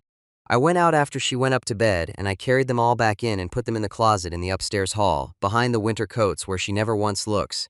She thinks the weather took them. It didn't. I've had them the whole 3 weeks. He had said it fast and flat, the way you set down a thing that's been heavy in your hands a long while, and he did not look proud of it, and he did not look back at his mother's voice going on without him. I did not answer straight off, and he read the pause the wrong way. I know it doesn't undo anything, he said, quicker now. I helped her with the rest. I carried the mail out to the car. I held the door for the man who did the locks. I know what all that makes me. But I couldn't leave your mother's things sitting out in the road in the dark. I don't even remember choosing to go get them. I just went. That wasn't nothing, I said. Now say the rest of it. You didn't cross a room like that in front of everybody to tell me about a box. I don't want it. His jaw set, and then the thing came out around the set of it anyway. The house. Whatever she's doing with the house and the papers, she keeps telling me it's for me, it's mine. She did the whole of it, so I'd have something no one could ever take off me. I never once asked her for it. I don't want to be the reason there's a line drawn through your name. I'd hand every last bit of it back tonight if it put your mom's things somewhere better than a closet. Then here is what you do with all of it, I said, and I brought my voice down flat and low to the level of his, so the near cousins had nothing to lean toward. Nothing. You do nothing. You leave that box exactly where you put it, up behind the coats, and you do not tell her it's there. Not tonight, not if she cries, not if she swears to your face that the rain took it and stands there watching you to see whether you'll mend the story for her. You let it sit. And when this is finished, when I tell you, and not 1 minute before, you carry it down the stairs yourself, and you set it on the hall table in that house with your own 2 hands, where she can stand right there and watch you do it. Can you hold it that long? He let a breath out through his nose. Yeah, that part I can do. Then you've already done the hard part, I said. The carrying's easy. He nodded once, and then he stayed. That was the part I had not asked for, and the part that weighed the most. He did not drift back to her elbow where the picture wanted him standing. He set his shoulder near mine at the glass and turned his face out to the room like a boy who has decided which side of a room he means to be on when the thing finally comes. And he let his mother see him do it. Whatever she had left in that hall that still believed her all the way through, it was not standing at her elbow anymore. It was over here. The phone went live against my chest before I'd finished the thought. No ring. I'd killed the ring back in the church, only the hard, small buzz of it through the coat. I turned my shoulder to the room and drew it out low. His name on the glass. I put it to my ear and gave him the quiet first so he'd know the room was standing close. I'm 4 minutes out, maybe 5, he said, unhurried, the way he had said everything to me my whole life, like a man reading a level off a wall. Your grandfather put a thing in my hands a long time ago and told me the one day I was ever to bring it out. That day is today. She saw to that herself with what she went and filed. So I'm bringing it. Now you listen. Don't sign her paper. Don't open anything, don't argue, don't let one of them slide a page across a table and tell you what it says. Not a word of any of it out of your mouth. You leave the paper to me. I'll open it when I'm through those doors and not 1 second before. She's about to cut the cake, I said. Then let her cut it, he said. A cake doesn't sign anything and it doesn't own anything. 4 minutes, Daniel. Stay where you are. 4 minutes. He had spent words my whole life the way careful men spend money they haven't got, which is to say almost never. And if he told me 4, then 4 was the true count, and not a kindness laid over a longer one. But 4 minutes is a long stretch to keep a knife off a cake in a room that has made up its mind it wants the cake, and I did not hold one lever in that hall that would buy me even a single one of them. I put the phone away, and I looked up, and she had the knife in her hand. She had come to the end of her building while my ear was turned, and she'd taken the cake knife up off the board by the bottom tier, and she held it a little out from her body, the way you hold a thing meant for a photograph, so the light ran the length of the blade, waiting on the last of the plates to go still. Claire had come up close with the baby against her shoulder because her mother had asked her to, and she was too worn out to say no. Her eyes were on the middle distance somewhere over the cake, and she looked less like a proud mother than like a woman who wanted the afternoon over. Diane stood with her hands folded like a woman at a rail, and the marked-up program lay on the cloth by the cake plate where Vivian had set it down, my name still barred across the Godparents line in that one hard black stroke, face up for anyone to read, and not a soul read it. It had done its whole work 3 weeks ago. So before we cut this, she said, and the sound went up bright and open to the back wall, I want to say the plane in front of the people it belongs in front of. This family did not hold itself together after Thomas went into the ground. Somebody held it. Somebody kept the roof sound and the name on the door and the soul of it standing, and I am finished being quiet about which of us that somebody was. What hope do you have against me?" "Amen to that," Diane said, and not quietly, and she was not the only one to say it. 2 cousins near the cake said it behind her, and a third brought her hands together once, softly, the way you do at the end of a thing you've agreed with all along, and the sound of it went around the near end of the table like a current finding its level. I crossed to the head of the table then. Not fast, not loud. I came at it from the side while she was still inside the shine of that last line, and I laid my open hand flat on the cloth beside the barred program, next to the cake plate, near enough to the knife that the eyes in the room came off her mouth and dropped to my hand, and I left it lying there. For one breath, the hall did not know which of us to watch. That breath was the whole of what I had come up there to buy. "Go and sit down, Daniel," she said, and the brightness thinned along its edge. "You've had your afternoon. Let me have 5 minutes of the one that's mine." "Where would you like me to sit?" I said, level, so the near half of them caught every word. "You've already picked the seat out for me once today. Say the word and I'll go take it, and then I'll be exactly where you told me to be." It touched a few of them. I watched 2 faces by the cake go uncertain. I watched one cousin's eyes drop to the barred line on the program and come off it fast, the way you look away from a thing you would rather not have seen. But she had built the whole afternoon too well, and I had come up a beat too plain, and she did the one move that could save it, and did it without a catch. She smiled. She let the smile go all the way around the gathered room, and she set the flat of her free hand light on my forearm, the way you'd steady a nephew who'd had a glass too many at a wedding. "You can all see how worn out he is," she said over the top of me to them, and the ease came flooding back and then some. "Let him be. Somebody find Daniel a chair and a plate.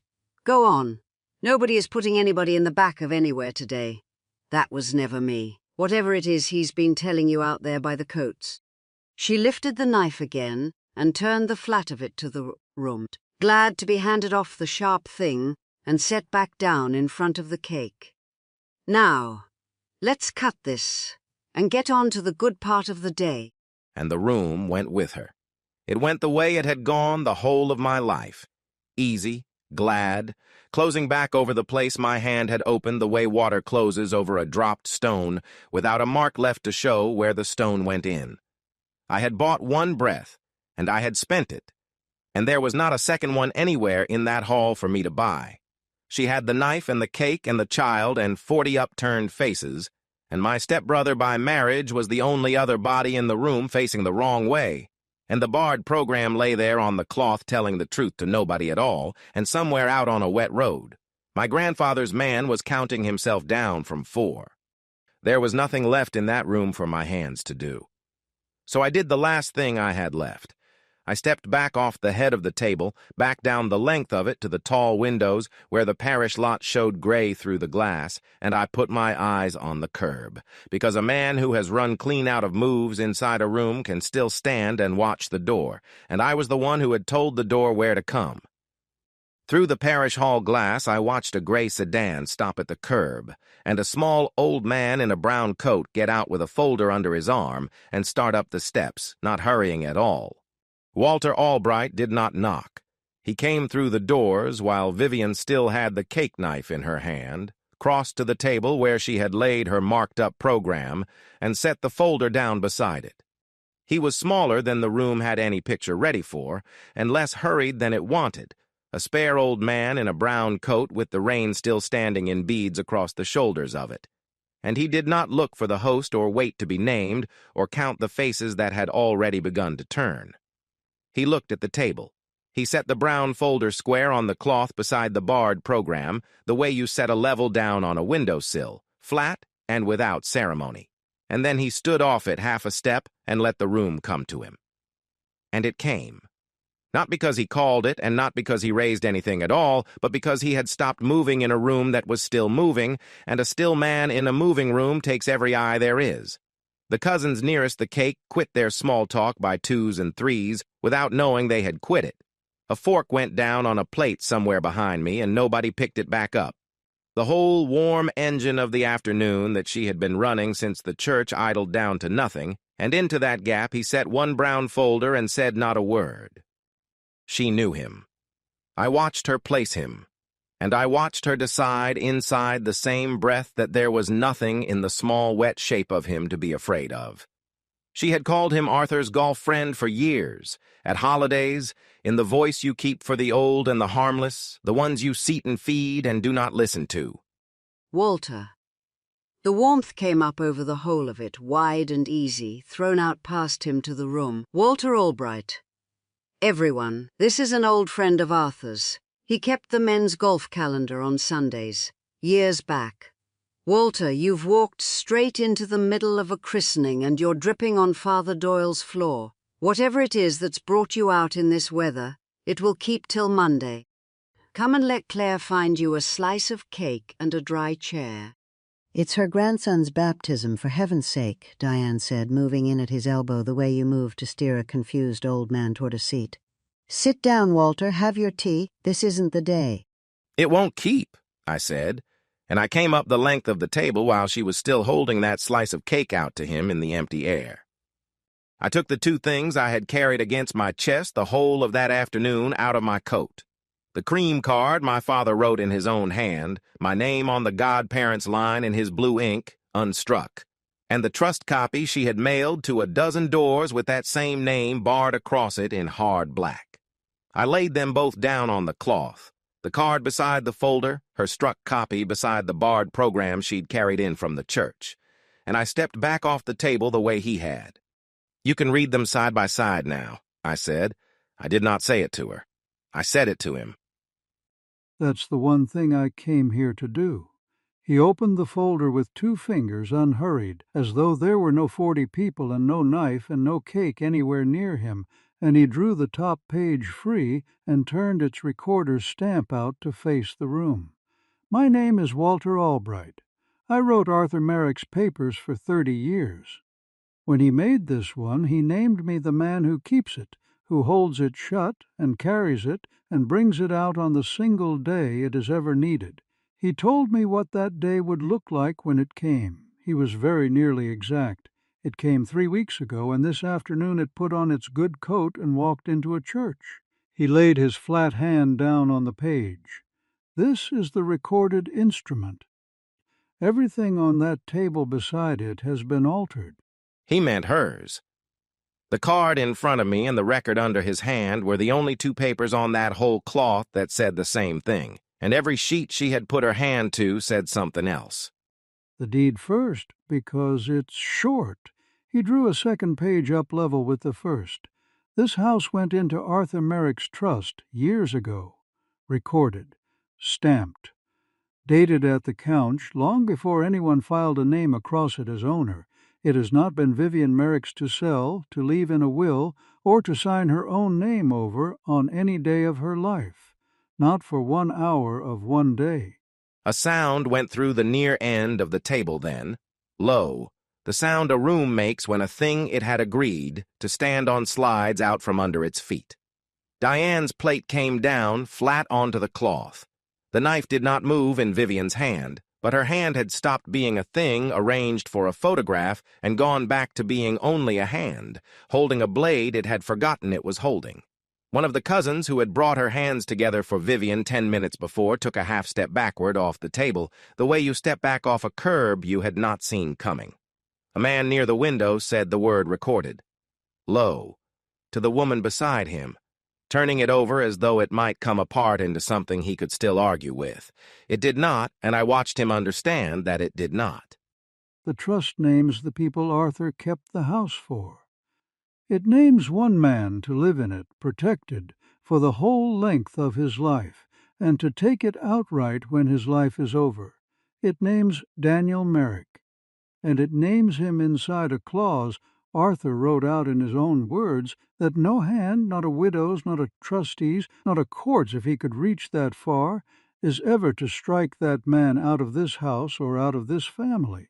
Behind it, he said, ran a schedule of every name Arthur had meant to provide for, set down in the order Arthur had wanted them provided for. He laid that page flat to the cloth and left one finger resting on it. Ethan's name is not written in it. It is not written anywhere in it. It never was. I had heard the guts of none of it until that minute. I had stood by a coat rack an hour before and read what she'd crossed out. I had never once read what my grandfather had written down. Hearing my own name come off a recorded page in an old man's flat voice in front of the whole room that had sat me in the back that morning did something to the back of my throat that I did not let reach my face. The boy at my shoulder did not move toward her. I felt the room go looking for him, looking to the place at her elbow where the picture had kept him standing all afternoon, and not find him there and find him instead beside me, turned the same way I was turned. And this last page settles the thing I'm told was said out loud in this room today. He laid a stiff dated sheet on top of the rest. It is the decree. Thomas Merrick adopted this man 35 years ago when he was 6 years old. There is no such creature in law as a son who is only on paper. 35 years ago this decree made him a son. There is a son. Nobody said amen to that one. The cousins who had said it an hour before, easy and glad behind Diane, said nothing at all now, and 2 of them had found the barred program lying on the cloth and could not seem to get their eyes back off it. Father Doyle, who had stumbled at the water that morning when he came to the Godparents line and found a name missing off it, stood at the edge of the circle with his hands folded and looked at me the way a man looks when a thing he had been made to read wrong is finally set right in front of him. That morning at the water, his voice had caught on the empty place where a godfather's name should have been. It did not catch now. There is one thing left for me to do, and I will do it here, at this table, in front of all of you, so that there is never a question later of the hour it was done. He took a pen from his inside coat, a plain black one, and he signed his name across the foot of a page inside the folder, the way an old hand signs a thing it has waited years to sign. As the man Arthur named to keep this, I am removing Vivian Merrick as trustee and as occupant of right. From this minute forward, I am freezing every transfer she has set in motion and every one she would set in motion after today, and the filing she made, her single name written across a house that was never hers, is void on the face of the deed lying right here on this cloth. It does not need a courtroom to be void. It was void the day she signed it. He said all of it in the same level voice a man might use to read a gas meter, and that was the thing that broke the last of it in the room. There was no triumph in him for them to push back against, no raised hand to call unfair, no heat to name a bully by. He was only reading them what had been true and recorded and sitting in a drawer the whole 3 weeks they had spent believing her. A woman 2 chairs down began, without a sound, to cry, and I could not have told you which of the several things in that room she was crying over. He gathered 3 of her papers under one finger, the struck copy I'd laid down, the record of her filing, the unsigned waiver she'd pushed across a desk at me an hour before, and drew them a little apart from the true ones. These 3 go to the probate court on Monday as altered instruments. They carry dates, and the dates on them do not agree with the record. What that court decides to make of it is the court's business to say, and I will not stand in a family's hall and promise you how it comes out. I will only tell you that it has begun. Then he lifted the recorded deed clear of the rest and put it into my hand, and my father's card along with it, the blue name unstruck across the top of it, and he did it without any hurry at all, and he did it in the full sight of every one of them. The cousin who had folded a coat check stub into my palm at the church door that morning, as though I were the man hired to hang the coats, was standing 3 feet off, and he stood there and watched a small, wet old man hand me the house. Nobody reached for a plate. Nobody went off to find Daniel a chair at the back of anywhere. And I took that for the end of it. It was not the end of it. Albright turned one last page toward her, and he did it gently, almost with kindness. There is a provision in here for you as well, Vivian. Arthur wrote it in himself. Care at the trustee's discretion, for as long as you had need of a roof, you were never once going to be put out of this house. Whatever you were told, whatever you told yourself over 3 weeks, you would have been kept in it. And that was the thing that turned the room the whole way around. More than the deed had, more than the schedule, more than my name read off the page. I watched it cross the 40 faces in front of me. A woman put out into the cold, they could have found it in themselves to pity. A woman kept warm who had done all of this anyway, they could only sit and look at. They did the arithmetic in the same second. If she was safe either way, then why the changed locks? Why the box on the curb in the rain? Why the pen dragged through a dead man's card at a baptism? You read it, I said. It was not a question. Before the locks, before any of it. You read the trust, and you saw my name written in it and your son's name written nowhere, and you knew you had a roof over you here for the rest of your life either way. And you crossed me off every last sheet of paper you could put a hand to before anybody else could get to the true one. I read it the week your father was put in the ground. She set the knife down on the board at last, flat and careful. The way you set down a thing you are finished. Pretending was ever meant for the cake. Last spring, I knew every word that was in it, and I did it anyway, for my son. She said it without a break in her voice, and she said it out to the room and not to me, still reaching for them even now, out of 30 years of plain habit. 30 years I gave to this family, and not one of you let me forget for the length of a single holiday that I came to it late. The second wife. The one who wasn't standing there at the start of things. I watched this house do to me the whole of what that paper was always going to do to my boy in the end. Write him out, because the blood in him was not the right blood. I have buried one man in this family already. I was not going to stand at a second grave and watch them do the same thing to Ethan, so I did it first. I did it to you before the paper could do it to him. The son she had done it for was standing at my shoulder with his face turned away from her, and she did not look at him one time while she said his name into the room, because I think she already knew exactly where he was standing, and could not afford, in front of all of them, to turn her head and see it. There was nothing left in the room for her hand to reach, and nothing left for mine to answer. Albright closed the folder down over the true papers with the flat of his hand, and the hall stood in the particular quiet that comes down after a thing has finished falling and before anyone alive has decided what it is they mean to say over it. Vivian stood at the head of her own table with her hands gone empty and her whole audience taken out from under her at once, and for the first time in the 30 years I had known her, she had the look of a woman standing in a house, listening hard and not hearing anyone come. And then, across that quiet, Claire moved. She had stood the whole long afternoon exactly where her mother had set her, worn out, the baby asleep against her shoulder, wanting nothing on this earth but for the day to be over. Now she crossed the open middle of that hall, the same bare stretch of floor the boy had crossed an hour before her, and she stopped in front of me, and she looked at me for a long moment without a single word, and then she lifted her sleeping son up off her own shoulder and held him out to me.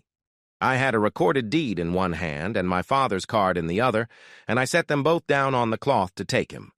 The papers had run the whole of that afternoon, every stroke and stamp and struck line of it, and when the one thing in that room that actually mattered finally crossed the floor to me, it came asleep on a woman's shoulder and wanted nothing to do with any of them. So I laid the deed down beside her barred program and the card down beside the deed, and I took my half-sister's boy up into both my arms. He weighed about what the folder had weighed and settled twice as easy, and he did not wake. "You're his godfather," Claire said. It was the first whole sentence she had turned on me in 3 weeks, and there was none of the worn-out distance left in it. "It's on the card." It was always on the card, in Dad's own hand, and I stood in that church this morning and let her walk you to the back of it. And I said not one word. I knew better. I let it happen because it was easier than crossing her, and I have been ashamed of myself since the water. So I'm saying it now, in front of whoever in this room is still listening. You're his godfather. Nobody in this family gets to take that off you, and I'm done letting anybody try. You're saying it now, I said. That's the part I'll keep. And I meant it, and she heard that I meant it, and she did not go reaching after any more of it than that. Behind her, the hall had come apart into the small pieces a crowd breaks into once the thing that held it in one shape has been read out from under its feet. Vivian stood at the head of her own table a while longer than there was any reason left to stand there. Then she set the cake knife down on the board, not thrown, not dropped, only set down the way you put away a tool for a job that is not going to happen. And she went out through the side door with Diane a step behind her. She did not carry the program. She did not carry anything at all. Nobody rose to see her to the door, and I did not follow her the whole way with my eyes, and that was the most of what I had in me to give the moment. I let her walk out of a room instead of standing there watching her be put out of one. Father Doyle came across to me while the tables were still emptying. His hands folded the way he had held them the whole long afternoon, and he stood in front of me a moment like a man with a thing to set right and no practiced words on hand to set it with. That morning at the font, his voice had caught on the empty place in the Godparents line, and he had read past it anyway, the way it had been handed to him. He did not read past it now. I felt the wrong of it under my own voice at the water this morning, he said. I felt it, and I read it the way she gave it to me regardless, and I have been sorry for that from the moment it left my mouth. A christening names the people who are going to stand for a child. I named the wrong count of them out loud in front of the boy's whole family, and I would take it as a kindness to name it right before he is very much older. When you bring him to be confirmed, you stand where the Godfather stands, and I will do the reading of it myself. Bring your good pen, I said. We'll get the line right the second time around. He almost smiled at that, and he pressed my shoulder once with a flat hand, and he went off to say his goodbyes to the few who were still owed them. Albright gathered the true papers back into the brown folder one sheet at a time, unhurried, leaving in my hands only the two he had already put there. Then he came and stood at my elbow with the hall thinning out behind us and the baby breathing slow against my coat. "There's the last thing," he said, low, "meant for me and for nobody standing near us. The provision your grandfather wrote for her, a roof and care for as long as she has need of one, at the trustee's discretion. As of the hour I signed that page in there, the discretion runs through me, and it answers to you. It can stand, or you can have me close it, and she has no standing left to fight you down either road. But I will not move it 1 inch without your word, so I mean to have your word before I leave this hall." Leave it exactly the way he wrote it, I said. Every line of it, don't touch a comma. "She won't thank you," he said. "She may go the rest of her life not knowing it was yours to close and you didn't." It wasn't for her thanks, I said. It's his handwriting. I spent the whole of this day watching what her pen did to my father's handwriting, and I am not about to pick that pen up and finish the job for her. He wanted her kept under a roof. She stays kept. That's where my part in it ends. He looked at me a moment the way he had looked at the recorder's stamp, flat and satisfied and done. Then he closed the folder, and he shook my hand once, and he went out into the last of the light with the true papers under his arm, not hurrying, the same as he had come. Claire took the baby back from me to wrap him against the weather, and I picked the deed and the card up off the cloth where I had left them, and we went out past the cold, uncut cake and the emptying tables into a lot where the rain had finally quit. I did not look for Vivian's car, and I did not find it, and I let that be the size of it. The house I let myself into that night opened to a key that turned in the lock again, which it had not done in 3 weeks. She had changed every lock in it and stood behind the new ones and called it hers. But Albright's man had been out that afternoon, once the deed was recorded and the freeze had run, and turned every cylinder in the place back to the old key I'd carried since I was a boy. And now the same door she had barred swung wide under my hand and let me back into my own front hall without so much as a catch. It smelled the way it had smelled my whole life, old wood and cold coffee and the particular closed-up cold of a hall that had not had its front door opened wide in too long. I walked back through rooms I had grown up in and had not stood inside for 3 weeks, and I did not turn on more lights than I needed, and I did not go up the stairs. I put the kettle on in my father's kitchen out of nothing but habit, because it was the one thing his house had always asked of you when you came in out of the cold, and I stood there with my coat still on and listened to it start to fill. Ethan was already in the house. He came down the front stairs while the kettle was heating, and he was carrying the box in both arms. carrying it the way you carry a thing you have been minding a long, careful while, and are relieved past speaking to finally set down. He put it on the hall table under the light, and he stepped back off it, and he stood there with his hands not knowing where to be. It was up in the closet the whole 3 weeks, he said. Behind the winter coats, second floor, where she never once looks. The rain got the top layer the first night before I could get down to the curb after her, and I couldn't fix that, and I'm sorry for the few it got. The rest of it is dry. I kept it dry. There's a photograph in a frame near the bottom that came through fine. I checked it twice. He took his hands out of his pockets and put them back. It's yours. It was always yours. I should have brought it straight in that first night instead of hiding it up there. And I didn't have the nerve, so I put it where she'd never find it, and I said nothing to anybody. I'm not saying nothing anymore. It's yours. I know whose it is, I said. That was never the thing I was standing around waiting on. You carried it down your own stairs tonight, and you set it under a light where I'd walk in and see it with your mother 2 doors up. That's the thing. The rest of it, the top layer, the nerve, the 3 weeks, you can set that down with the box. She's upstairs, he said. She hasn't come down. I don't think she's going to. She has a roof over her, I said. That got decided today, and it's going to keep on being decided that way, and it isn't a thing you have to carry up those stairs for her either. You did the one part of this that was yours to do. You did it clean. He nodded at that, and some weight he had been holding in his shoulders since the curb 3 weeks back went out of them, and he sat down at the kitchen table like a boy who had been on his feet a very long time. He did not go back up to her. He stayed where the light was. I did not open the box there at the table with him watching. I knew what was in it without lifting the lid. My mother's things, my father's first wife, dead longer than Ethan had been alive, the small ordinary freight of a woman I had left in this house because it was the last house that had ever held her. A wristwatch that had stopped years ago and that nobody had wound since. A stack of her letters tied off in string gone soft with handling. The framed photograph he had told me he checked twice of a young woman on a summer porch I would still know in the dark. Vivian had carried all of it out to the curb in the rain like the week's trash on a Tuesday, and a 16-year-old had gone down after dark and carried it back up the stairs and kept it dry behind the winter coats for 3 weeks, and there was as plain a picture of this family as I was ever going to get, sitting on one hall table under one light. The corkboard by the kitchen door had held my father's small paper for 30 years. Feed store receipts and a ferry schedule gone yellow and a grocery list in his blocky hand that nobody had ever taken down because nobody could stand to. I took the card he had written last spring, the cream one. My name set on the Godparents line in his own blue ink with not one mark drawn through it, and I pinned it up there among the 30 years of him, in the middle of the board where his hand had lived. And I pressed the pin in with my thumb and left it. The kettle came up behind me, low and then full, to the long single note it had made in that kitchen my whole life.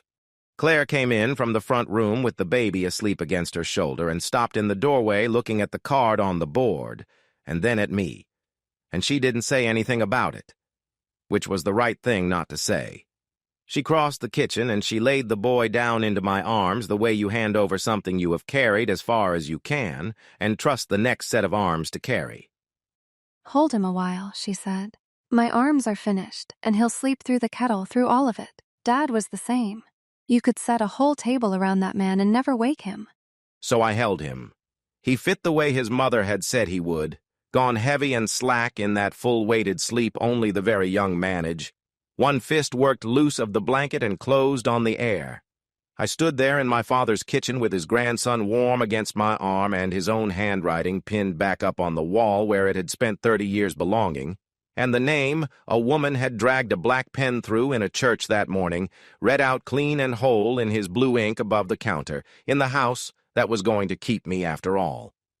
Ethan got up from the table without being asked and lifted the kettle off the flame before it could climb past a whistle, and set it on the cold ring, and the room went quiet around the 3 of us and the boy. Outside, the last of the light went out of the parish town. Nobody under that roof was sitting anybody in the back of anywhere anymore, and the box was in off the curb, and the card was on the wall, and I stood in the middle of my father's kitchen and did not have one thing left in that house I needed to go and take back. What would you have done, standing where I stood in that church this morning, your dead father's card in your coat, Your own name already drawn through on the program up front, and the whole front 8 pews turning around to watch you seated with the caterers. Until next time.